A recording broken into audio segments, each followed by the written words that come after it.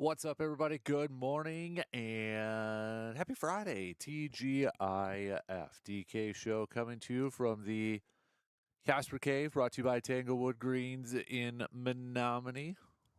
Appreciate you making this a part of your start if you're already up and at it, whether you're listening on the radio dials of 105.1 FM, 790 AM, streaming us online at sportstalk1051.com. You've got your Alexa devices, you got the app, download it, take it on the go, and of course the video stream that is up and rolling here on YouTube. So, all right, what do we have on our game plan for us this morning as we start to wrap up the work week here? Brew Crew finishing the job last night, getting it done, taking down the Cardinals 8-4.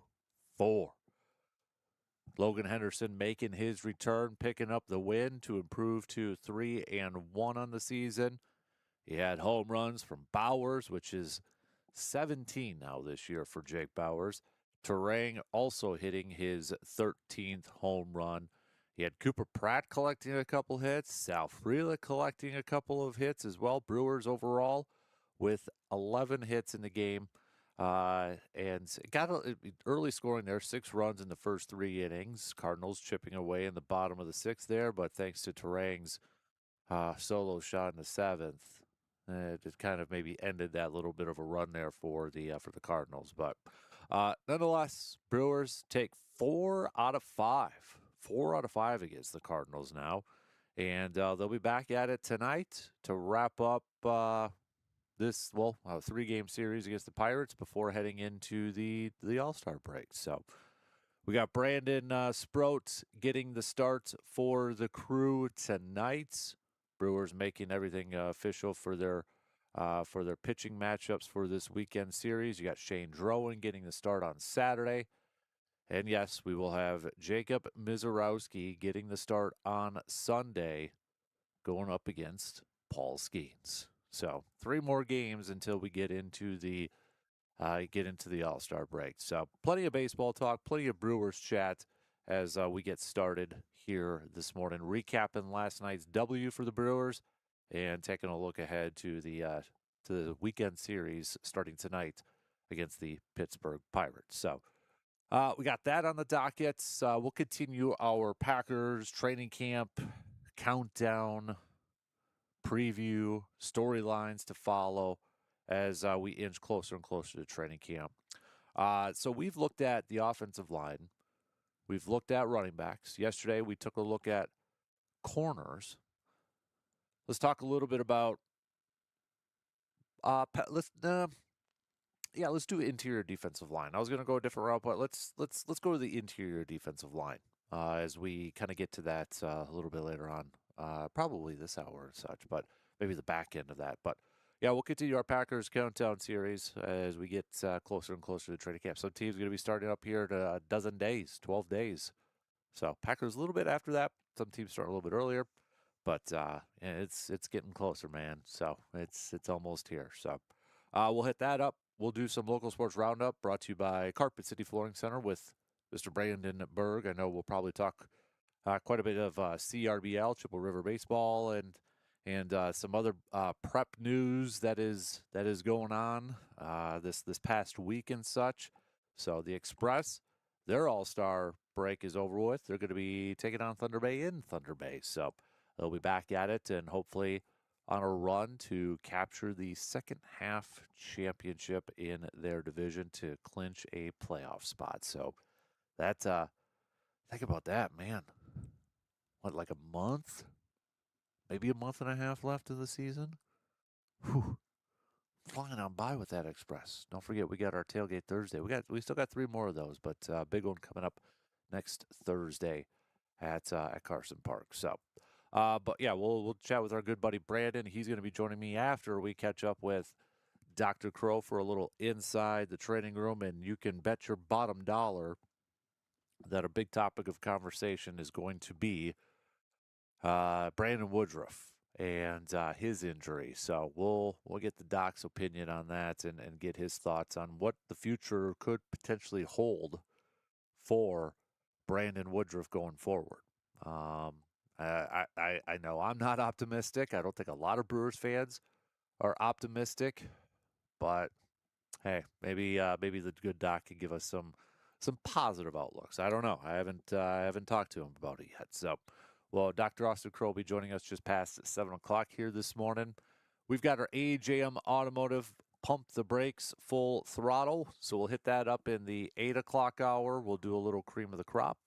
If you want to play along and do a little cream of the crop, make your picks. Hey, send them on over. That Shoe Doctor's bullpen line is up and rolling with some texting. So hit us up, 715-830-1912. Or join in on the Section 105 chat room, all right, on our video stream. So that's kind of your game plan for us this morning. Let's pitter patter and let's get at her, shall we? We'll take our first break and then we'll get the leadoff going here this morning, where we're going to talk some Brewers baseball. Brewers picking up a win last night to take 4 out of 5 against those pesky Redbirds, the Cardinals. Good night for the offense. Logan Henderson returning to the rotation, and now we've got 3 games, one more series before the All-Star break, and it's going up against the Pittsburgh Pirates. So let's talk some baseball to open up things this morning, shall we? We'll take our first break, and then we've got ourselves the leadoff. We'll be right back after these quick words.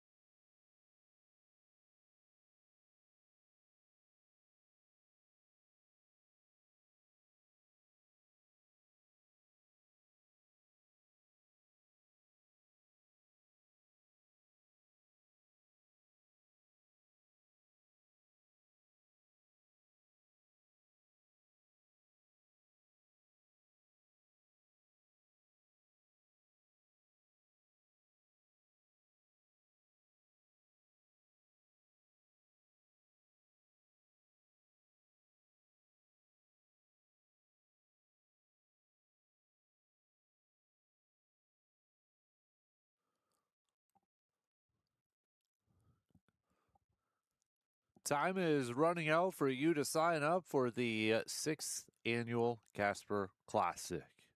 Get to our website, sportstalk1051.com, and sign up your two-person team for just $90. You get it's for the team, not per person. For your two-person team, it's $90 total. So if you and your buddy want to split the tab, it's $45 per person. Okay, but for that price, you get your 9 holes of golf, you get your carts, you get your free lunch, you get some drink tickets, and all that good stuff. So more details again at our website. Look it up, sportstalk1051.com, and get your two-person team signed up today. But spots are incredibly limited right now for the 10 and the 1 p.m. I think we only got one spot left for 10 a.m. and just a few left for 1 p.m. We've sold out every single year, and I expect nothing less again this year. Big-time shout-out to our partners this year. Window World, presenting sponsor of the Kasper Classic. We also have Muldoon's, Service Master, Park Ridge Distributing, Hy-Vee in Eau Claire, Kelsey Nikolai, Edward Jones Financial Advisor, Dodge, Cambridge, Myron Construction, VFW Post 305, Superior Auto Body, Home Oasis, Residence Branding, Claffitt Construction, Carpet City Flooring Center, and Economy Furniture.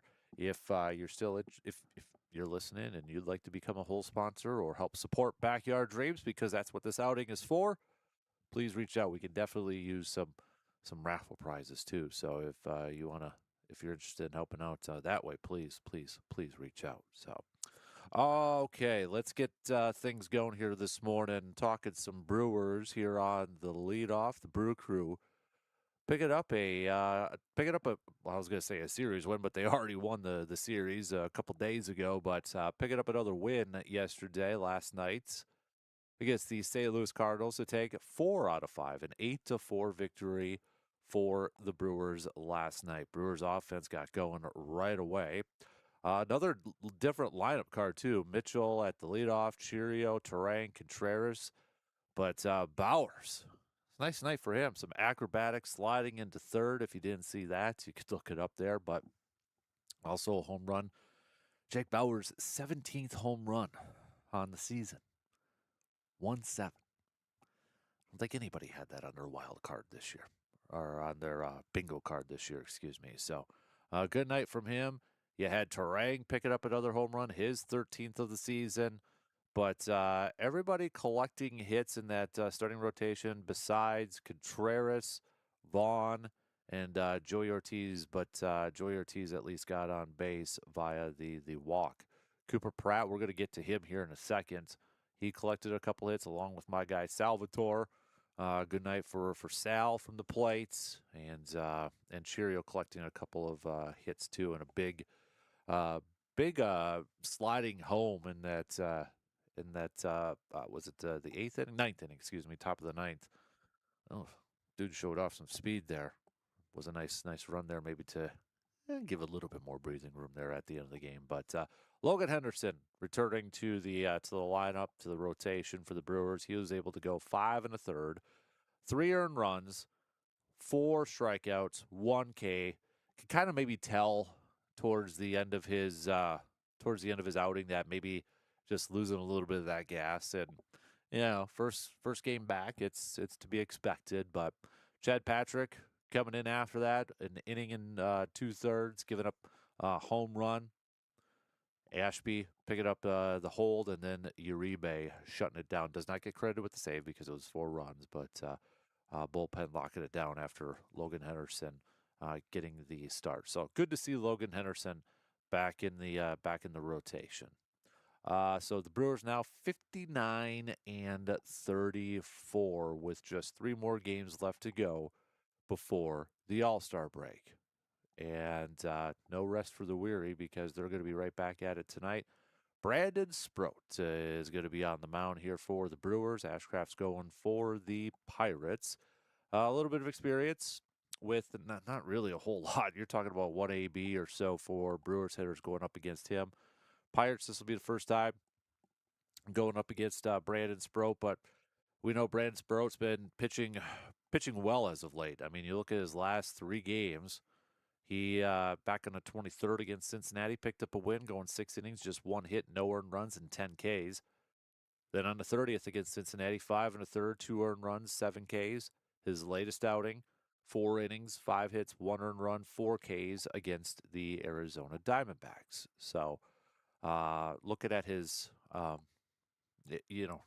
he has been a pitcher this season. I think you could probably just sum it up. Maybe inconsistent a lot. Has been called out a little bit by Pat Murphy, but it seems like since then, since maybe that June 17th game against Cleveland, maybe a little bit before that too, because I mean, if you look at his month of June, in 5 games, Brandon Sproat is 2-0 with a 3.46 ERA. The only game in those 5 games where it's like, was that Cleveland game where he went 3 2/3 and 4 earned runs, because his previous start was the Athletics, and he was like the only pitcher that had some success in that ballpark. So he has definitely been pitching better since maybe, the beginning portion of this season, like May, where in 5 games he had a 5.64 ERA. So is this something that Brandon Sproats can continue to go out there and put together some solid starts? But it's not going to be easy tonight going up against Braxton Ashcraft, who is so far this season 9-3 with a 3.24 ERA. And he's been pitching pretty well here as of late too. So this is going to be a challenge for this Brewers offense. You look at his latest starts against Washington, 5 2/3, 1 earned run on 6 hits, 7 strikeouts. Against Philly, he did pick up the win, but he did give up 5 earned runs back on the 29th.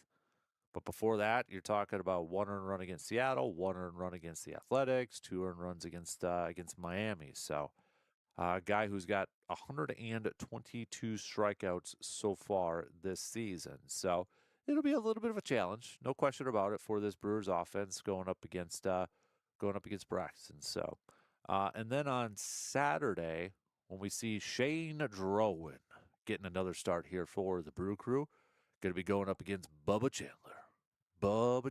But a little bit of experience from both sides here, both lineups going up against these two pitchers here. But again, Shane Drowan, we've talked a lot about Shane Drowan this week, and rightfully so, because of what he is doing for the ball club here. I mean, he's coming off of maybe his best game, or easily one of his best games, against the Cardinals back on the 6th, where he had 6 innings, 1 earned run, 6 hits to pick up the win and lower his season ERA to under 3. He's at 2.97 so far.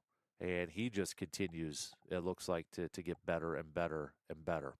And then on the flip side, you've got Bubba Chandler, which so far this season, 3-8 with a 4.82 ERA. So not the greatest start, or can we? I don't even think we can say start to the season. Not maybe numbers wise, not the season that maybe they were expecting or hoping for Chandler. But his latest game against Washington on the 5th, 4 innings, 4 earned runs. In fact, his last couple of games, he has been giving up some runs. Those 4 earned runs against Washington, where he also had 4 walks, and then Philadelphia on the 30th, he went 6 1/3 and gave up 5 earned runs in that contest too. So maybe an opportunity if you look at the last couple of games here for the Brewers offense to put up some runs. But I'm excited to see Shane Drowan again. He has been continuing to stack some success, and he has been continuing to put together some solid performances and such. So I'm excited to see what else he can do. I mean, you look at what he's been doing since moving as to the starter. Again, we know what he did as a bullpen arm in May. I mean, May, in 7 games, he had a 1.72 ERA, and June essentially starting every single game there. And he has just continued, in my opinion at least, to get better and look a lot more solid, or maybe a little bit more comfortable. That's probably the best word to describe it. He just looks a little bit more comfortable now as a starter than maybe what he did at the beginning of June. transitioning from that bullpen arm to a starter. So I'm excited to see what he can continue to do, and can he continue to build off that success as a starting pitcher so far. And then, of course, the highlight that everybody's going to be talking about is the Sunday matchup. You've got Jacob Misiorowski versus Paul Skeens. So Jacob Misiorowski 10-4 with a 1.62 ERA. Paul Skeens 7-8 so far this year, 3.58 ERA. A little bit more experience between these two lineups, obviously. Brewers hitters, a little bit more experience going up against Paul Skeens. Not the greatest numbers, though, either. You got Contreras at 11 career at-bats, is just 0.91 against him. Frelick at 12 career at-bats does have a home run against him, 167. Turang, 13 career at-bats, 154, also has a home run against him. Yelly has had success against him in 9 career at-bats. He's hitting .444 with a 9.44 OPS.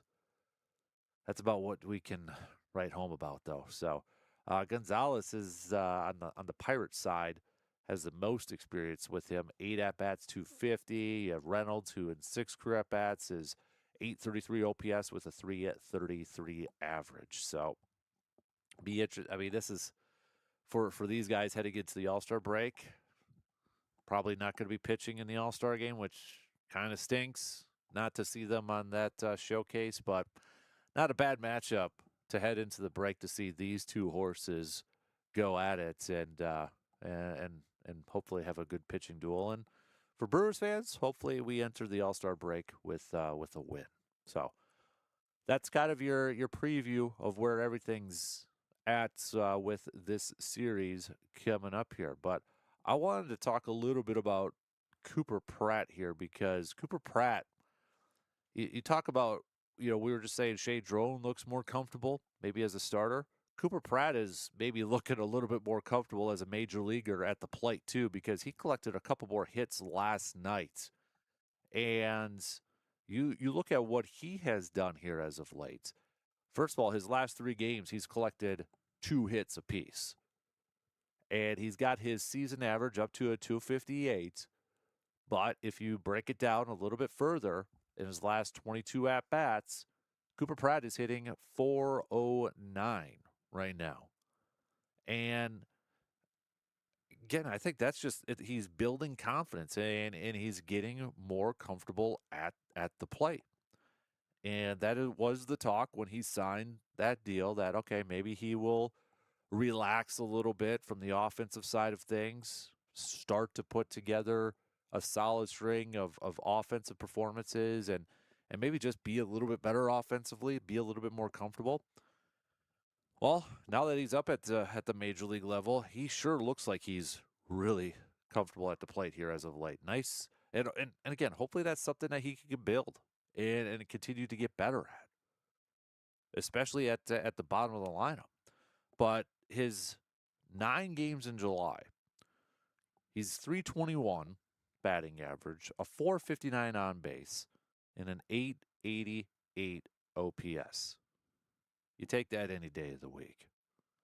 Probably not going to be sustainable, but you take those numbers any day with Cooper Pratt. I mean, Garrett Mitchell, too.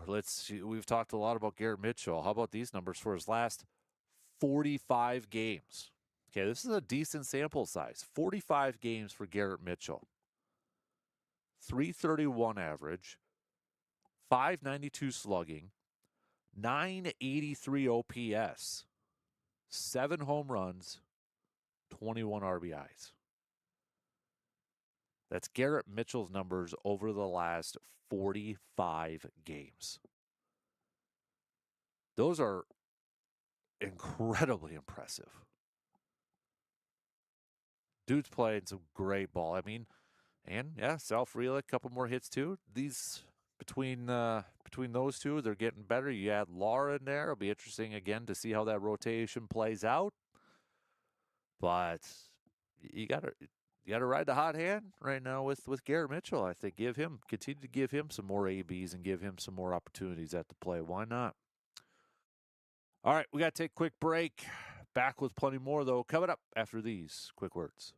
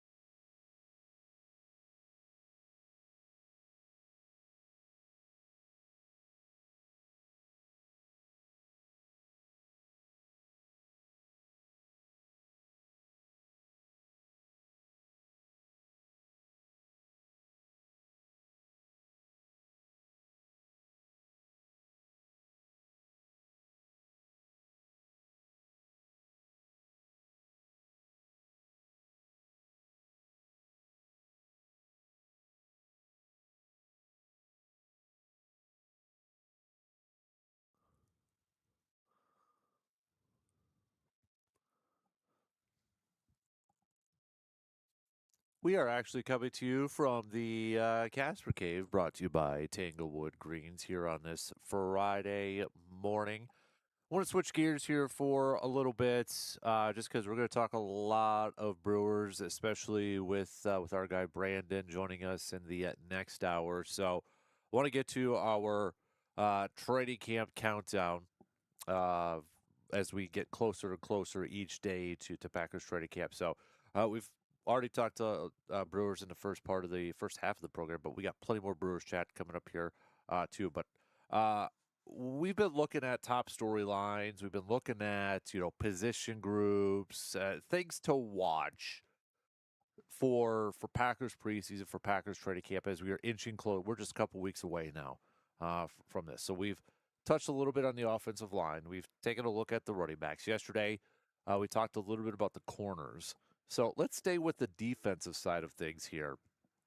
And I was thinking about this too earlier this morning. Gosh darn it, is the best word to this, and I don't know if this is the very, how do I want to say this? I don't know if this is very it's positive isn't the right word. But the word that keeps coming to me when I look at this Packers roster and I look at this team, it's like, man, if everything just clicks, this could be a really good team. But isn't that a little bit like not as reassuring? You know what I mean?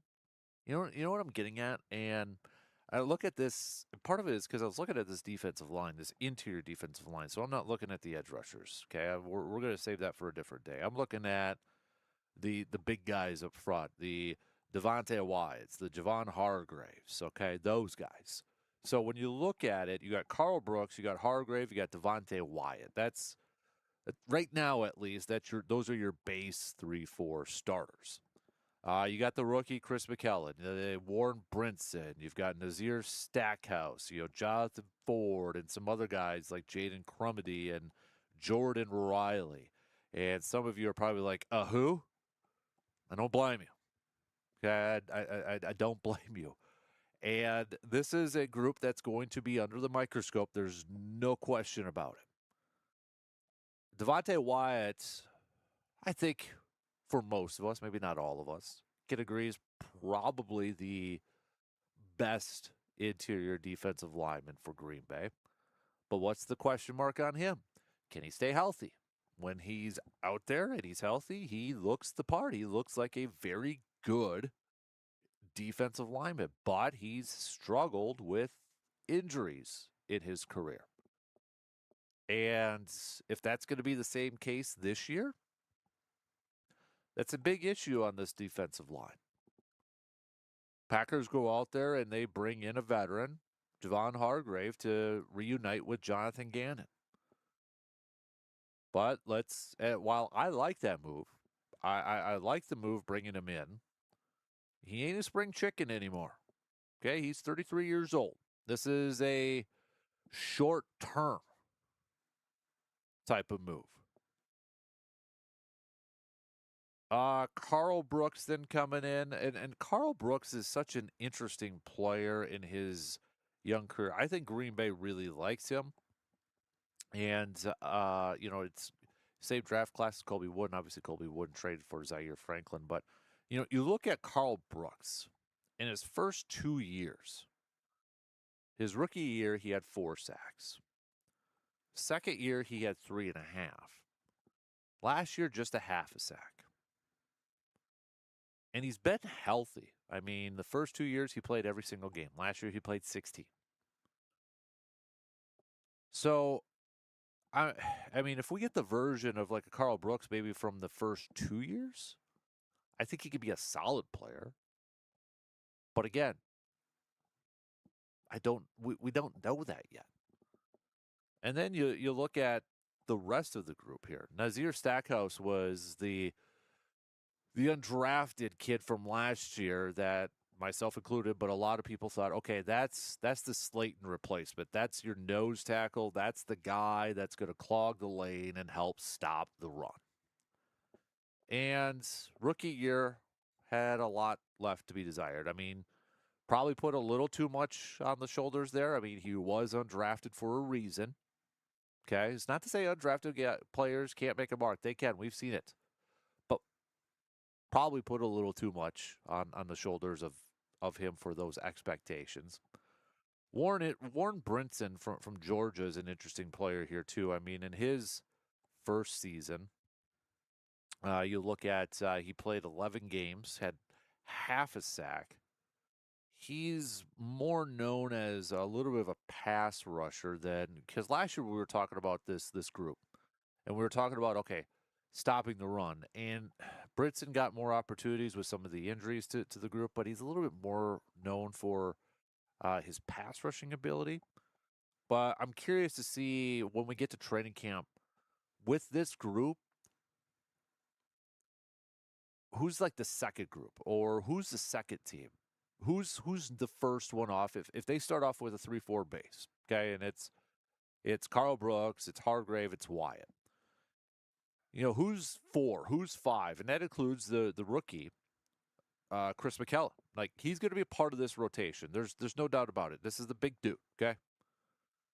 And he's going to get opportunities. But I guess after that, where does Warren Brinson line up? Where does like a Jonathan Ford? Where does a Nazir Stackhouse?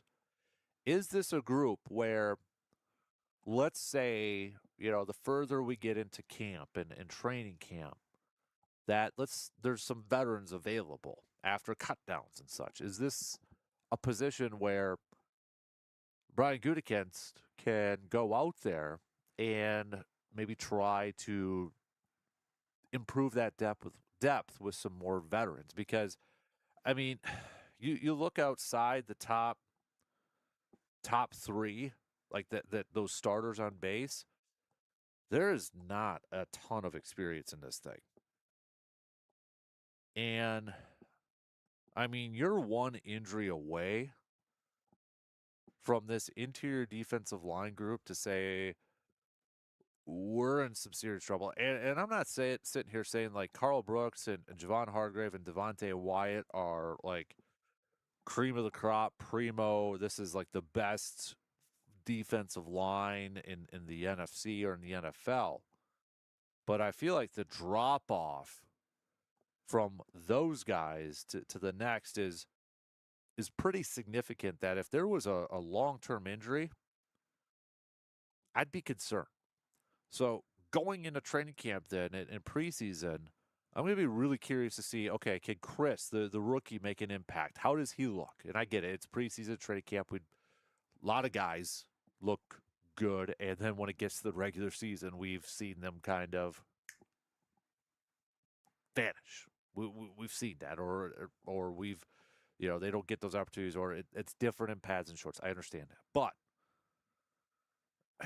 I look at this group and I'm not confident in it. I'm not, because chances are you're going to have injuries to this group. And the biggest thing with this group is, for me, it's not necessarily getting after the quarterback. Yes, I would love pressure up the middle. I think that's an underrated aspect when it comes to defensive line play. Can you get pressure up the middle? Can you get into the quarterback's face right away? Get the quarterback off his mark. That's huge. And especially when you look at the schedule this year and you look at some of the teams and the quarterbacks that you're going to be playing. I mean, that's going to be a big time priority. Can they get in that backfield quick? Can they get Caleb Williams off his mark? Can they get Jared Goff off his mark? Can they get Matthew Stafford, et cetera, off their marks and kind of break up the play or bust up the play right away? But I think the biggest thing is that what we want to see from this group is nobody runs on them. No, we got to be more consistent, and they got to be better at stopping the run. Because if they can't stop the run, we know they're going up against some really good receivers and quarterbacks this season on the schedule. But if this is a group that's going to struggle to stop the run, it's going to make those quarterbacks and those receivers even more dangerous, because you're going to be able to set up that play action game. And I don't know about the rest of you, but I feel like every year we've talked about stopping the run. And it's been more of a consistency thing, I think, for Green Bay's defense. You know, there's been spurts of where they've been effective or solid at stopping the run, but then it like goes away at the end of the season, or they struggle, or the injuries really affect it. So there's a lot of pressure on this group, and I would say the top 3-4 defensive linemen. That's Brooks, that's Hargrave, that's Wyatt, that's the rookie Chris McKellen. There's pressure on those guys to be impact players right away. And Wyatt, I think, can be. It's just, again, can he stay healthy? Can the guy stay healthy? Hargrave's up there in age. He's the veteran of the group, but he's up there in age. How much more does he have left in the tank? Carl Brooks is entering his 4th year. What version of Carl Brooks are we going to get? What kind of impact are we going to get from Chris McKellen, the rookie? Is Warren Brinson going to take a sophomore jump? What about Nazir Stackhouse? Same thing. It's going to be interesting to see how this group plays out in training camp, in these preseason games, because maybe 6 total interior defensive linemen. And I would say 4 locked up. So you're looking at maybe a Warren Brinson and a Stackhouse and a Jonathan Ford and you know, a Jordan Riley and those guys kind of in competition. 6, maybe at the most 7 interior defensive linemen, because again, it's a base 3-4, and I know we can't get stuck in that. But you know, if they go nickel, you know, they have some flexibility with the other group, the linebackers and the edge rushers, which we'll get to later on in our countdowns. But you know, you look at Lucas Van Ness, Brenton Cox Jr., Aaron Sorrell, Danny Dennis Sutton, Micah Parsons, Colin Oliver. They may elect to keep more of those guys and those interior linebackers than down linemen. All right. We got to take a quick break as we wrap up the first hour. We are flying on through here. Don't forget, you can still chime in via that Shoe Doctor's bullpen line with a quick text, 715-830-1912. Or you can hang out in the Section 105 chat on our video stream. We'll take a quick break, and we'll be back here in just a couple minutes to wrap up the first hour. We'll be back in after these quick words.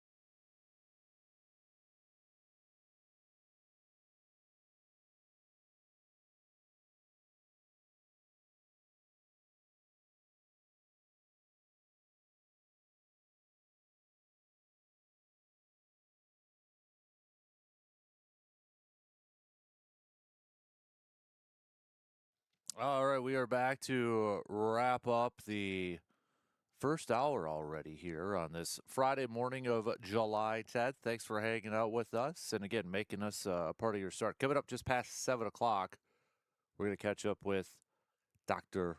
Crow, Chippewa Valley Orthopedics and Sports Medicine. And you can bet that main topic of conversation with Dr. Crow is going to be, well, Brandon Woodruff again. I'm not optimistic. I don't think a lot of Brewers fans are optimistic when it comes to Brandon Woodruff, but maybe the good doc can give us something positive with that. So Dr. Crow will be joining us here just past 7 o'clock. Then after that, Mr. Brandon Berg will be joining us. We'll catch up with Brandon and get back to some more Brewers talk with him. We'll do some local sports roundup brought to you by Carpet City Flooring Center. We've got cream of the crop. If you want to play along and do a little cream of the crop, you could text those on over to us. That's 715-830-1912 on that Shoe Doctor's bullpen line. Otherwise, yeah, you can... Yeah, or the Section 105 chat. You could do the Section 105 chat over there, too. And we'll do some AJM Automotive Pump the Brakes Full Throttle. AJM Automotive Pump the Brakes Full Throttle. We'll get back. Like I said, we'll get back to some more Brewers talk coming up here in just a little bit. But no, I was reading. I thought we had some other news there, but nope. All right, gotta love memes on social media and Twitter and that too. So, but Brewers wise, again, you're looking at the schedule for their upcoming games as they wrap up this. Well, I should say begin a 3-game series with the Pirates, but kind of wrap up the quote unquote first half of the season here, even though mathematically it's not there. 5:40 tonight, first pitch. Coverage will begin 35 minutes prior. You can listen to the game on your radio dials of 105.1 FM, 790 AM. Game two of this Brewers Pirates series coming your way tomorrow at 3:05, and then Sunday it's going to be a little bit early game. You're looking at an 11:15 start, 11:15. So, and then we have the All-Star break coming your way. Let me throw this out there for a little bit of a kind of informal poll question. Home Run Derby. Now, Brandon and I are going to be doing a episode of the Man Cave podcast after the show this morning, and we're going to be talking about All-Star games and the other things that go with the All-Star games, like the Home Run Derby, like maybe the 3-point contest in the NBA All-Star. Like, what is your favorite I don't know if activity is the right word I'm looking for, or what's your favorite other competition a part of All-Star Weekend? Is it the Home Run Derby? Now, remember, the Home Run Derby has another new format. Okay, it's another new format this year. It's kind of going back to a little bit more of an old school way. So we'll get to that coming up a little bit later, but it's going to go off the clock. Okay, it's kind of a little bit more like maybe a lot of us in our age group kind of grew up watching. So, is the Home Run Derby the best All-Star competition that's not the All-Star game? You know, you got the slam dunk competition, you got the 3-point one. Does baseball need another one? Like, what would be another? Because, like, basketball's got all these. Now, football, I mean, it's the Pro Bowl games and all that garbage. I don't know anybody who maybe put that one up there, but what else could baseball do besides a home run derby? Because they ain't gonna do anything with the pitchers. I mean, that was like my first thought. Could you do something with pitchers? But there's no way teams would allow that to, like, hey, let's have you go to the fair, like the Northern Wisconsin State Fair. You go to the fair and you do the pitching thing, and you do your 2 pitches, throw as hard as you can. And then on the third one, you guess the miles per hour. I mean, come on, that would be fun. You know, can you imagine like Jacob Mizorowski's going up there, throws his first 2, and then it's like, okay, I think I'm going to throw 104. That ain't going to happen. It'd be fun, but it ain't going to happen. Or maybe you could do position. Yeah, then guy's gonna have a Tommy John surgery, and then that'll take all the fun away from that. So, but is the home run derby your favorite All Star competition that's not the All Star game? And do you think Major League Baseball still has the best All Star game? Is the NHL up there? Which one's more entertaining for you? I still go with Major League Baseball. I really enjoy Major League Baseball's All Star game still. But all right, shot clock's going to cut me off here in just a little bit. We got some news updates, and then we'll catch up with Dr. Crow. Do a little inside the training room with the good doc, Chippewa Valley Orthopedics and Sports Medicine. We'll take a quick break here, and we'll be back to kick off the second hour on this Friday morning after these quick words.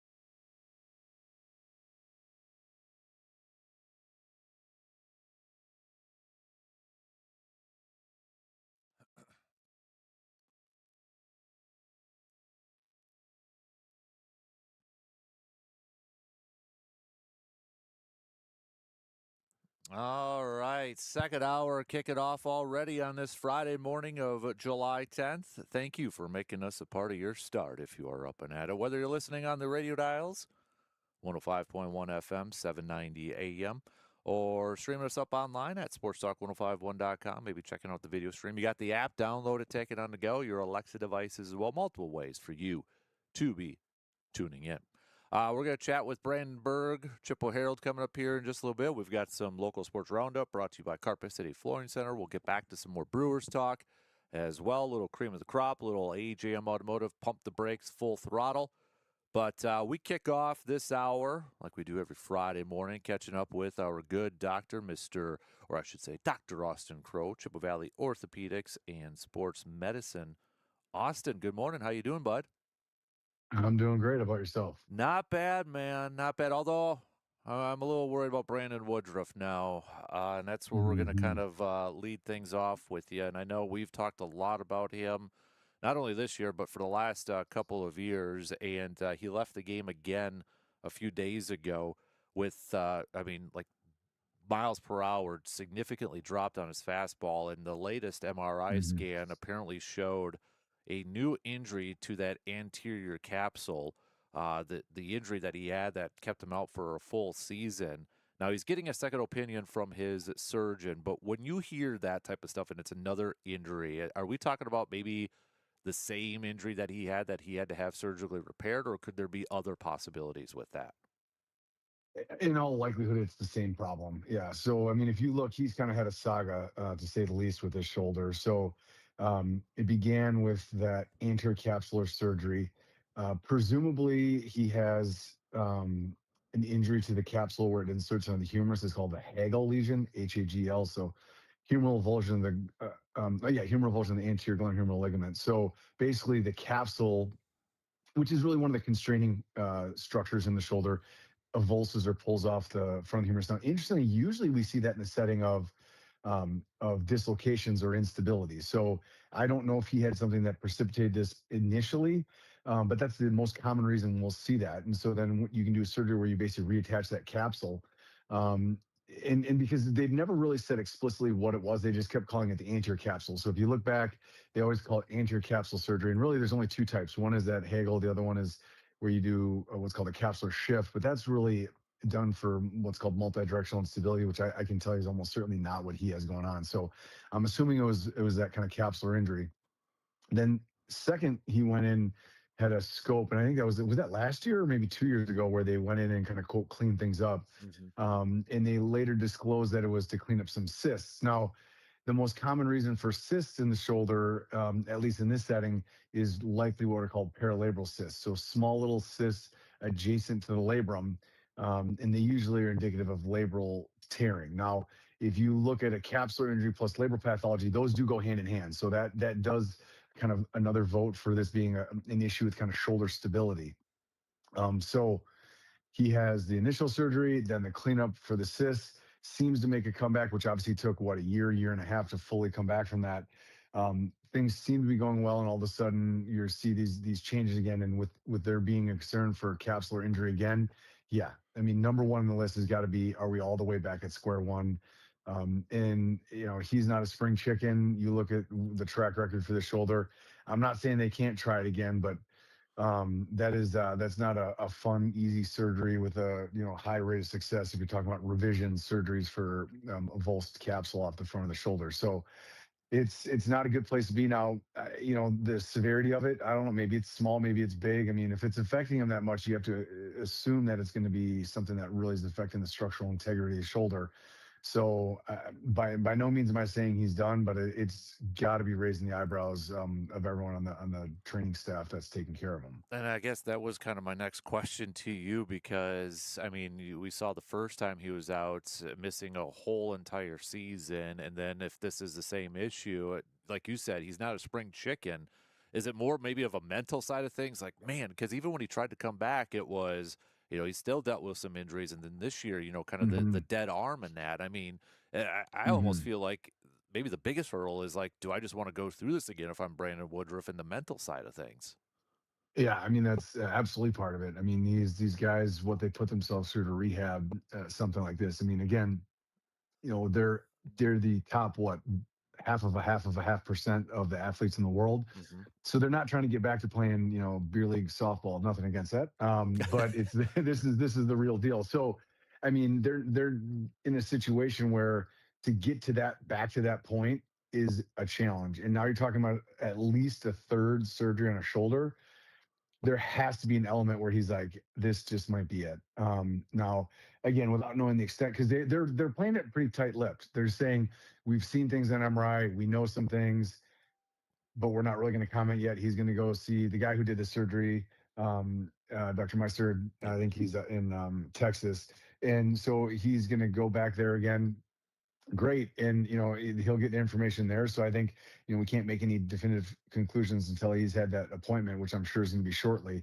Um, yeah, but on the whole, I think you start adding things up, and it doesn't look like a great recipe for a long career ahead of him. Man, that's and I think that's got to be the frustrating part too, because when he has pitched this year, he's looked really good. And from an Hmm. athlete side of things, like, man, I'm playing at a high level, I'm pitching at a high level. It's just Hmm. it's one of Hmm. those like it's nothing that he could control. And I think maybe some fans at certain points just kind of like, well, they put the blame on an athlete for always getting hurt, but it's not like they're going out there and not trying to do their best as possible to go play at a high level. Yeah, yeah. I mean, he's certainly clearly rehabbed aggressively and bounced back from two surgeries. And I just, whenever I take care of a thrower, if we operate on a throwing shoulder, I always make it very clear. I mean, there's an element, it's a crapshoot. I mean, not everyone bounces back. I mean, even in the hands of these guys who are taking care of pro athletes left and right, I mean, you're talking for certain problems. I mean, it can be as low as 50, 60% return to level prior to surgery. So, I mean, so to go through two surgeries, now considering a third, yeah, you start looking at it's like, is that just one too many hills to climb? And again, we don't know that for sure, but it's certainly something that he did it twice. So you can't at any point question his desire to compete for this team and his loyalty to this team. So you certainly pulling for a guy like this. There's no question there. Same team, same position, pitcher wise, but Kyle Harrison, he just pitched a couple nights ago, and then after the game, he said that he's been dealing with some elbow soreness, and he said that they're confident that after this All Star break that he'll be fine. The trainer said that he'll be fine. I don't know, Doc, because every time I hear elbow soreness and a pitcher, I get nervous. But could it be something as simple as that? Yeah, I mean, it could, no question about it. So, I mean, throwers often get quote soreness or tightness or whatever term they like to throw around in the shoulder and elbow. So, incredibly common. You are also correct. That's often how these problems begin. So, elbow soreness can turn into, wow, this elbow soreness didn't go the way we thought. It's still there. I lost a couple miles per hour in my velocity. I got an MRI. Now I need a Tommy John. I'm not I'm not saying that's where it's going to go, but once bit, twice shy, right? We see it over and Hmm. over again. So, I mean, if they're downplaying it like this, maybe it is something that's a little more minimal. But is it common? Yes. So I mean, on the whole, I mean, if every pitcher who had a sore elbow needed Tommy John, there wouldn't be any pitchers left, right? So yeah, I think the odds are probably in his favor. And if they're downplaying it, maybe it is just a mild, quote unquote sore elbow. But it's really the proof's in the pudding. If he bounces back well, then you can be like, all right, yes, it was just an elbow that was sore from putting too many pitches in. But if it's like, oh, you know what, we're going to extend him give him some time off or put him on a rehab assignment, then you start saying, oh, maybe this is in fact a bigger problem. So too early to say for sure, but sometimes when there's smoke, there's fire. Right. I saw Guardians reliever Tim Herron also is on the injured list, and they're calling it a left elbow contusion. Now we've talked a lot about contusions. I don't know if I've heard about a left elbow contusion. I mean, is that just as simple as any other contusion that we've talked about over the years? Yeah, I mean, so it's a fancy way of saying bruise, Hmm. absolutely. So, we like to use terms that make us sound smarter. So, because if we just say bruise, everyone's like, "Oh, it's no big deal." And so that was a direct blow. So, it was a direct hit. So when you have a direct blow, certainly that is falls right into that category of a contusion. Now, there's when it comes to injuries with a contusion, there's two main types. There's just standard soft tissue, which again is a bruise. Um, if you hit hard enough on the bone, especially around a joint, you get these bony contusions. And those are definitely more significant. Generally, they'll still bounce back fully. I mean, just like a regular bruise, you don't have long-term issues with that. But if you bruise in the bone around a joint, that can really nag people for a while. So it's hard to say if this is just a soft tissue. Usually they will explicitly say bone contusion as opposed to standard contusion, but that would certainly double if not triple the amount of time it would take to bounce back. But still, wouldn't be a concern long term unless there was an associated injury. But for just a standard contusion, but getting hit by a line drive, it obviously can leave a mark literally. So hopefully it's just a standard soft tissue contusion, sore, let it heal up, and should bounce back. I know this one happened about a month ago and such, but Aaron Judge had a stress fracture in his rib cage after a diving catch. And I know they said just recently, just a couple days ago, that they're going to be doing some imaging and just kind of seeing where it's at. I know we've talked about rib injuries, but mostly for football players. I don't think we hear a whole lot about it when it comes to baseball players, but this is a big human being too with Aaron Judge. Yeah. How tricky would this be for somebody like him in his position? Obviously, he's a big time hitter, dealing with an injury from the rib. Because I feel like when we talk about football season, like you've mentioned many times, it's about pain management. It feels like, but is this different when it Mhm. comes to a baseball player? No, I mean, it's a similar problem. That one did have me scratching my head because traditionally stress fractures are associated with repetitive loading, and they do explicitly say he got it while diving for a ball. So that doesn't really add up. But in either event, either way, it was a rib injury. We'll call it that. Um, I think baseball, especially the fact that there's the two big differences with football players. It's a contact sport, right? So I mean, occasionally you'll have a collision on base, but for all intents and purposes, baseball is a non-contact sport. Football, there is a lot of contact. So I think there's the direct blow to the rib, which, although not super dangerous, there's theoretical risk of a fractured rib causing a pneumothorax or a collapsed lung. But generally speaking, it's pretty safe. So you're really looking at pain management. Baseball is a little different because you have the throwing and the swinging of the bat. So that rotational force does put a ton of stress through the rib cage. So I think those guys, in some ways, almost have a harder time coming back initially because of what they're trying to do. So when they're trying to throw a ball hard or they're trying to swing a bat hard, I mean, that really puts a lot of stress in, and there's not a lot of leeway for losing, miles per hour on either your throw or your swing. So, ribs can be tricky. The good news is very, very high rate of them healing correctly. I mean, the ribs are very vascular. It is, I mean, I don't want to say unheard of, but we just generally don't see prolonged nagging rib injuries. They're there, they bother people, they get better, and they're gone. So I think long term, wouldn't worry about it too much, but certainly can be something that can bother people. If it's a simple small one, 2 to 4 weeks. If it's more significant, 4 to 6 weeks. But usually after that, they should be bouncing back pretty well. Got to ask about your guy Byron Buxton with the Twins. They're saying a hip strain. Any long term concern with that, considering he's a all star center fielder? Yeah, I mean, other than the fact he's on the injured reserve all the time. Yeah. Yeah, I mean, the curse.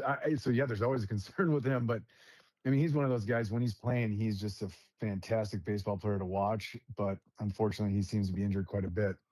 Um, this one seemed pretty innocuous. I mean, I think he was trying to stretch out a single or double or something. He's running the bases, if I remember correctly, how he injured this initially. But yeah, he just kind of pulled up. That sounds a lot like an injury to one of the muscles around the hip. So not an actual true like labral tear or structural damage. So musculocutaneous injuries like this, you have these, issues where it's going to be this potential nagging thing. Yes, there's always that risk of an athlete that has, whether it's the hip flexor, whether it's, an abductor, and any of the muscles around the groin, any of them. Yeah. Can they turn into nagging problems? Of course they can. But I think baseball is a sport where they're not afraid to put people on the IR for a while and let them heal up correctly. And I think, you know, having a little bit of break, maybe. I don't know. Has he said, is he going to plan on playing in the All-Star game? I don't know if I've I seen that don't think released or I not. haven't seen that either, so I'm not quite sure. But Yeah. I mean, my guess is he may use it as a break and let it heal up. But I mean, if it seems to be mild enough, maybe he'll playing it. I don't know. But yeah, I mean, that's not an injury where it's like, oh no, this is going to be bad. So hopefully this is nothing. But you get those muscle injuries, and sometimes they can bother people for a bit. mhm. Last one for you. I'm going to actually go to the soccer world because U.S. Men's player Christian Pulisic was under a lot of scrutiny for leaving his latest game, the latest game early, and it actually came out yesterday that he suffered a bone bruise and a microfracture of his tibia and fibula. He did play a little bit longer with it, but he was hobbling and then was substituted out of there. So a lot of people were kind of criticizing him for subbing out in that game. But now that we know that he was dealing with those three things, we've talked a lot about bone bruises, but Hmm. then you add on the Hmm. microfracture of his tibia and fibula. How painful is that for somebody to try to deal with, especially playing soccer with that? Yeah. So, I mean, obviously that dovetails into the conversation we're just having, a regular contusion versus a bone contusion, because that's what a bone bruise is, right? So, bone bruise is absolutely much more significant. They can be very challenging to play with. I mean, real severe ones will get people who are on crutches for 4 weeks. I mean, so now it's obviously the severe end, but it is not just a mouth. I mean, anytime you hear the word bruise or contusion, it definitely makes people say, What's the big deal?" I mean, they can be pretty nasty. So, and again, I mean, these guys are trying to run and sprint for 90 minutes straight. So you can imagine having a leg that every step hurts. That's going to cause significant issues. One big question, of course, is where is it in the tibia and the fibula? So, I mean, that runs from the knee all the way to the ankle.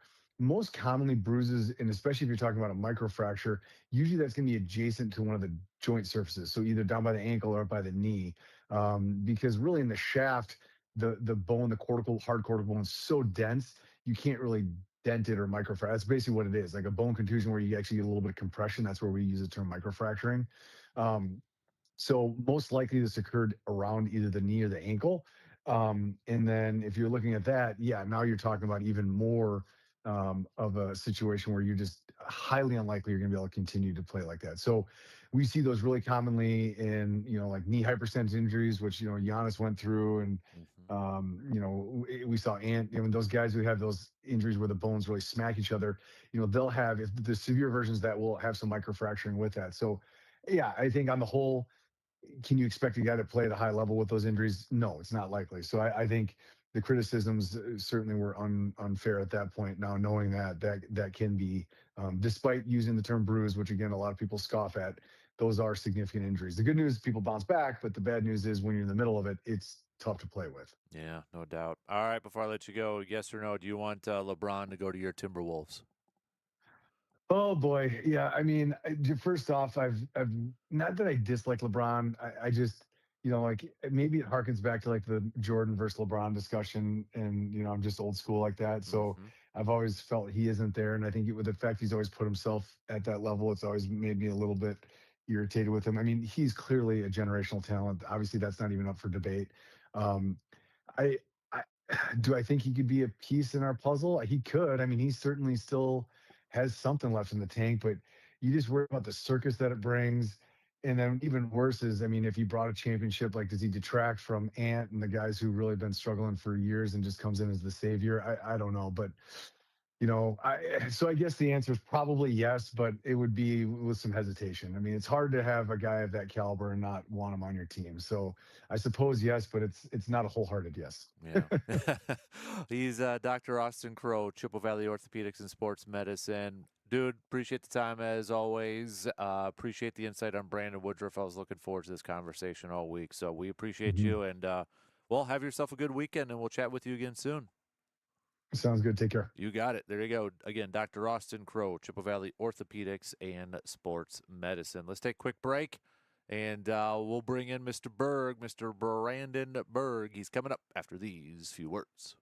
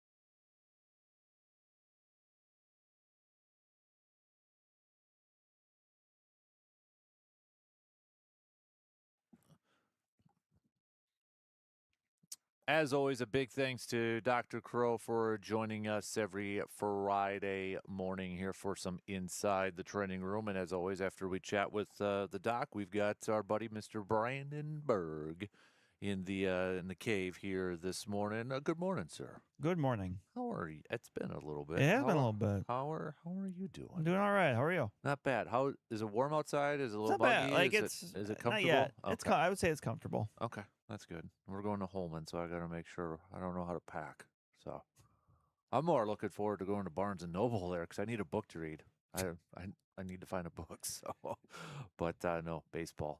I said this. I already grinded my gears. Our game tomorrow is at 8:30, but we play an Eau Claire team.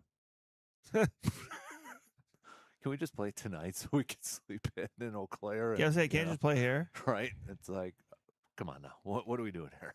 But that's the luck of a draw, a random draw. I'm assuming so. No, it kind of reminds me of I had a good chuckle this spring. I went to watch my niece play in a tournament in Rhinelander, and they played 3 games over 2 days, and I laughed because the game after hers was Edgar and Stratford.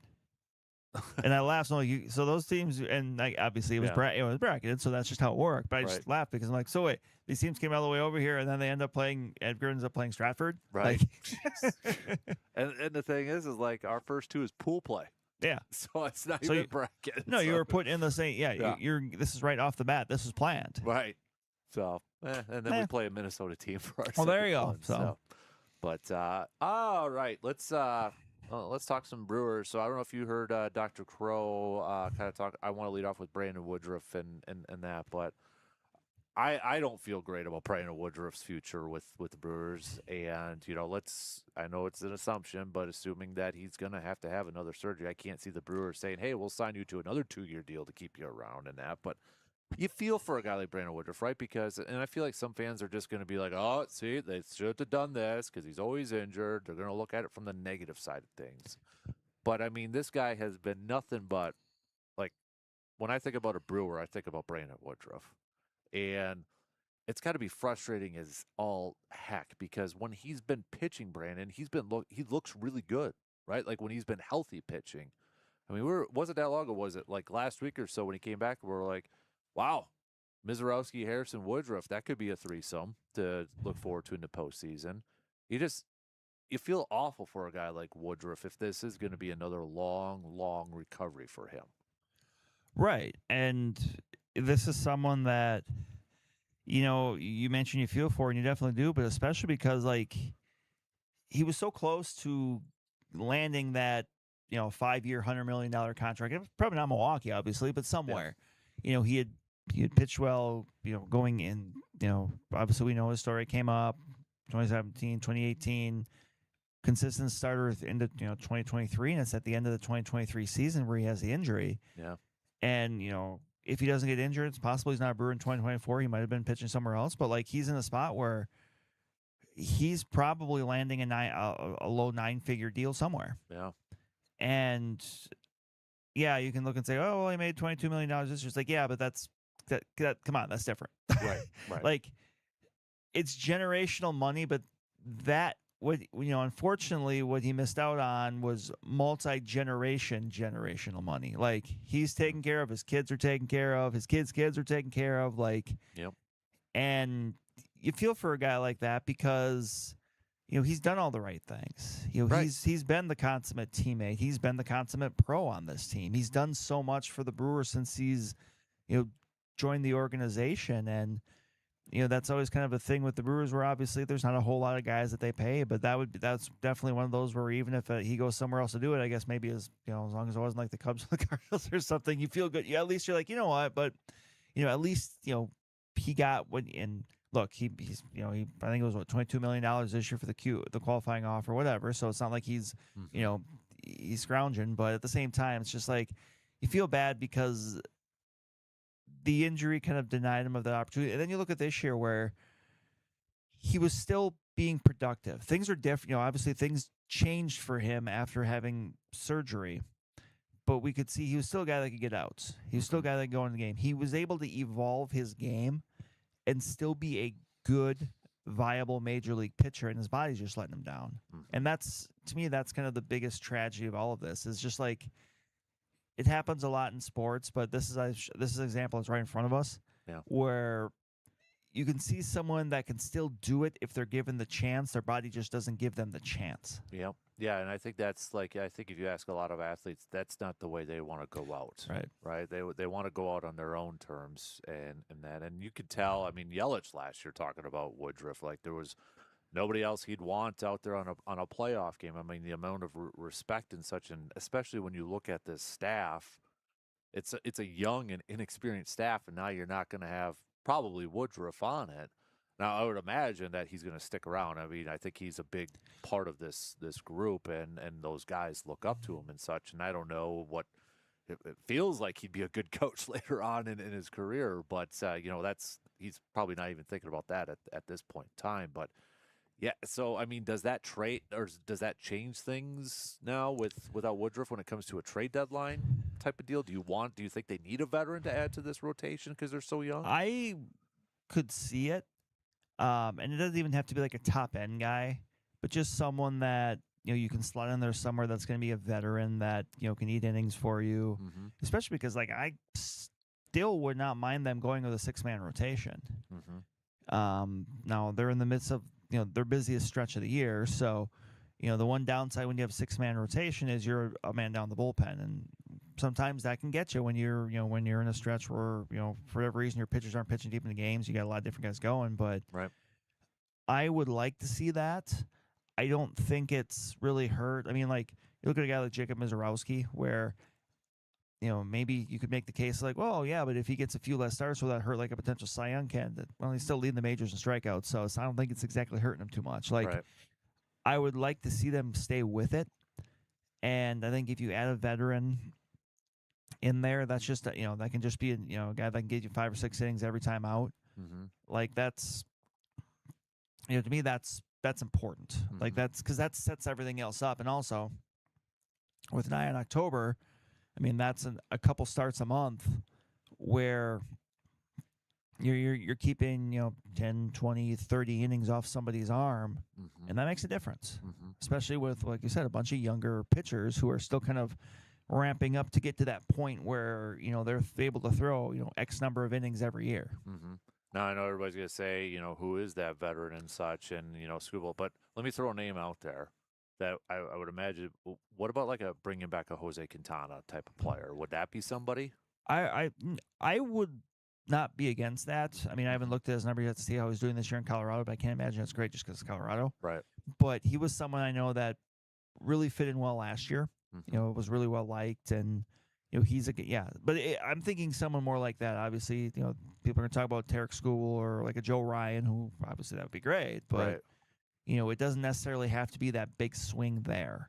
So, but yeah, I someone of that caliber, a veteran that's been around, that's pitched in a lot of big games in the postseason. Like, I don't think he's pitching anymore, but if this was 2, 3, 4, 5, 6, 7 years ago, maybe it would be a guy like a Rich Hill, who seemingly played everywhere. But just someone like that. Let's talk some more Brewers. I want to get your thoughts on Lara and how they're going to do this outfield, because I mean, we went through some of the numbers his last 45 games. He's playing really well. My boy Sal just had collected a couple hits last night too. So let's talk about this outfield depth. So we got to take a quick break, and we'll be back with that after these few words.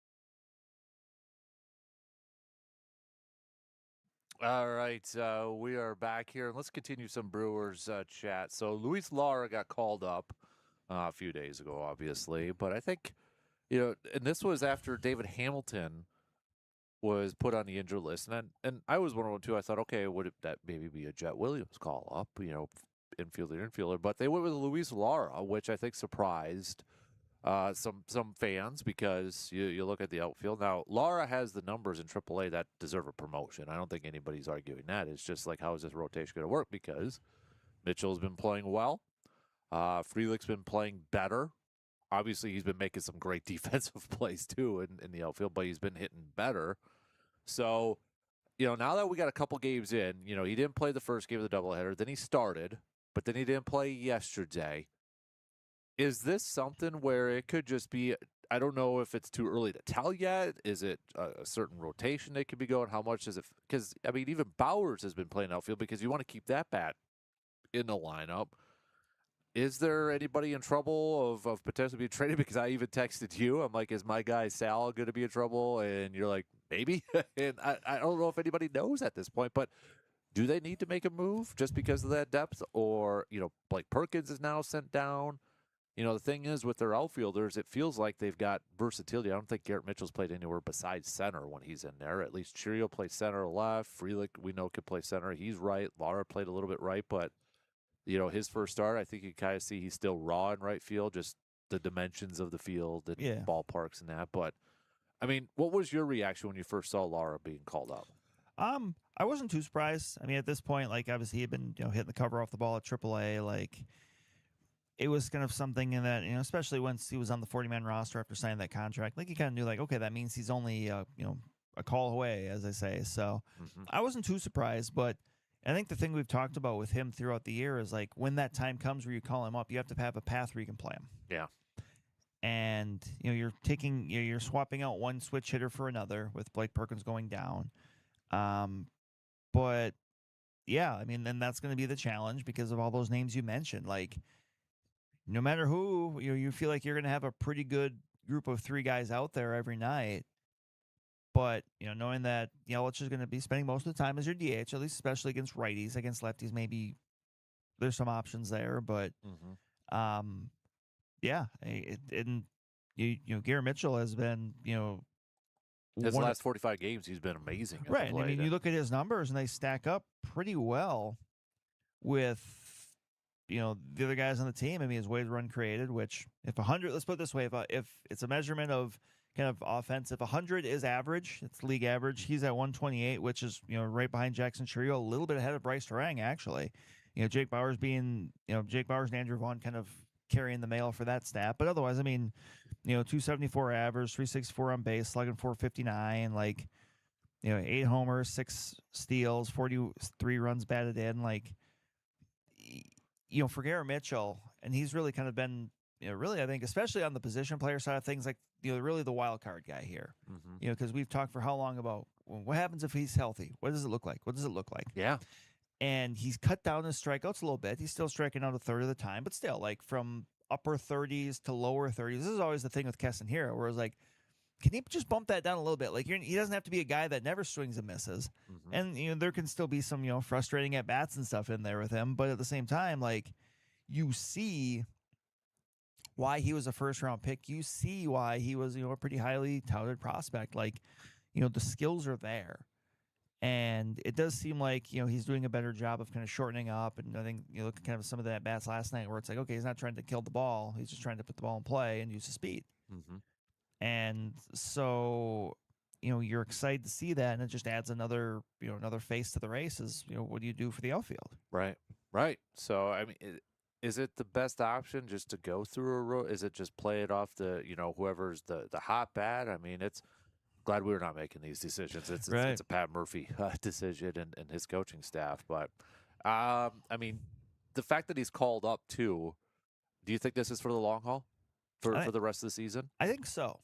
I think so. Especially as long as he hits. Yeah. And it's only been a few games, but I like the approach. He just looks like somebody that doesn't look overwhelmed. And we'll see as we see how fast he is. Well, exactly. I mean, and he's a great defender, even though there was the the hiccup in right field with the son or whatever. But like, you see it. Like sometimes it takes a little while. Like, okay, well, why is this guy a prospect? You don't have to watch Luis Lara play very long to see it. Yeah. So I mean, there's opportunity there, and you can see how he would fit in very well with what this team wants to do. The aggressiveness, the speed. He's patient, but yet he'll hit the ball and run. Like he's a great defender. Like he fits in very well into the ecosystem of what the Brewers want Brewers baseball to be. Right. Yeah. So it definitely going to be interesting to watch here. This is a stats from Opta Stats. I don't know if you saw this. In MLB history, there have been over 800 instances of a team slugging under 400 in a season of 160 or more games. None of those teams finished that season averaging 5 or more runs per game. The 2026 Brewers are on pace to do just that. Now, you're talking 398 slugging, so they're close to 400, but they're averaging 5.12 runs per game. So just kind of one of those.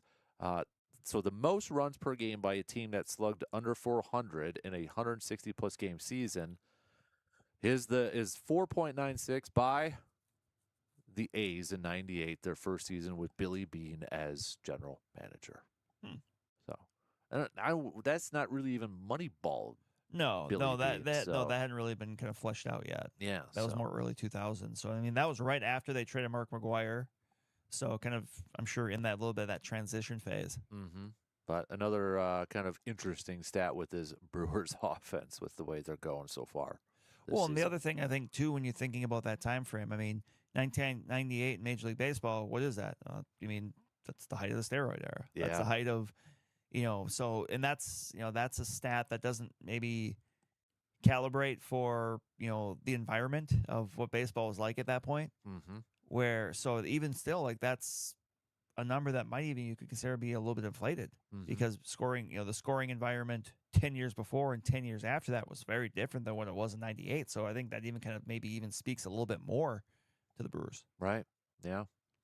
Cooper Pratt's he looks more comfortable at the plate, right? And that's the thing when you get a minor leaguer gets called up, it's always like you can almost see like several different phases of it. Where someone gets called up, and then there's the excitement for the first couple of days, and you see their parent in the stands, stuff like that, and then you settle in because then it's the everyday grind, and then more importantly, you start to see opposing teams get a book on somebody, and there was a stretch where right after his major league debut where it took Pratt a little bit maybe to get settled in because it definitely he was having some struggles, but now you wake up today and his numbers are solid. I mean, 258 average, 370 on base. Obviously, that's not a super high slugging percentage, but had a couple extra base hits against the Cardinals, and that's a baseline of even that's roughly league average offense, which can just be mostly because there's not a whole lot of slug in there, but striking out 16% of the time, that's doable. Like a good walk rate, nearly 15%. The batting average on balls in play isn't crazy to where you think there might be a drop coming. No, if he did that the rest of the year, I think people would be happy. And then his defense is grayed out well too. So sometimes it takes a little bit, and I mean it's only 81 at bats, so I'm sure there's still going to be adjustments that teams are making to him and stuff like that. But I think you're just seeing a guy settle in. Is it as simple as Joey Ortiz is more comfortable at third is why he's hitting better? I mean, I don't know, but the crazy thing to me too, watching Joey Ortiz, it almost seems like his defense has been even more on display at third base than it was at shortstop, which is crazy because shortstop is the defensive position. Right. But it just seems like he's moved over there, and he's had some more hits and stuff, but I don't know, it just seems like his defense has been even better there. Going to his right and stopping some of those singles or even a single turning into a double has just been amazing. Right. I don't know what it is. But now you're in a spot where you feel like you've got 3 high-level shortstops on that infield with Turang, Pratt, and Ortiz. Yeah. So, I mean, that defense, and honestly, the Brewers' defense, I mean, it's gotten better, but, advanced numbers-wise, hasn't graded out super great this year, which is kind of been like the one part of the game where it doesn't seem like that's been the case, but like that's gaining some steam. Mm-hmm. So yeah, that's very interesting. Yeah. Like it's just funny how that can work Mm-hmm. because, obviously baseball is a comfort sport, but for whatever reason, for Joey Ortiz at third base, it just seems like maybe there's a little bit more. Yeah. I don't know if it was that home run from a couple weeks ago and maybe just kind of like got kind him of, going a little bit. Yeah, kind of flush the system a little bit because you could tell like in the moment after that. I mean, and that had to be obviously that had to feel so good for him just because it's been such a struggle. Right. But yeah, it does seem like ever since then it's been better. Like it hasn't been great, but like it's been better. It's been okay. This is a guy that can start every day and be a major league hitter. Yep, I agree. All right, we got to take a quick break before we hit halftime. We'll be right back after these quick words.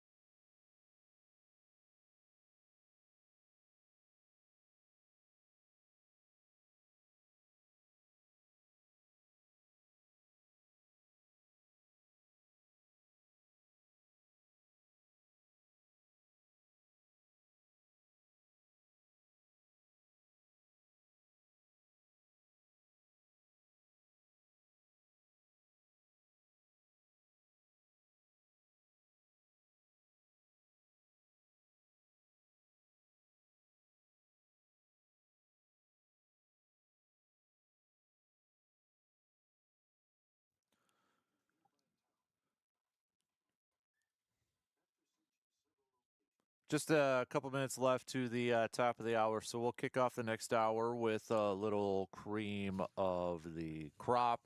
We'll do a quick version of some local sports roundup brought to you by Carpet City Flooring Center. Then we'll jump into some AJM Automotive, Pump the Brakes, or Full Throttle. But with just a couple minutes left, Brandon, I know Mizorowski, he's getting a start on Sunday with Paul Skeens the last couple games.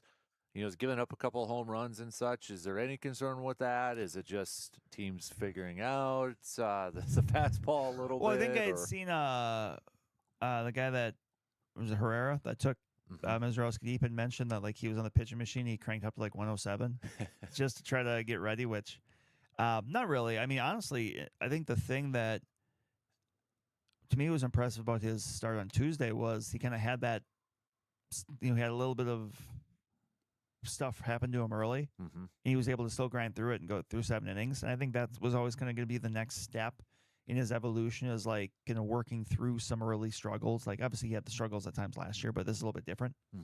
So no, not really. Yeah. I mean, unfortunately, he's not gonna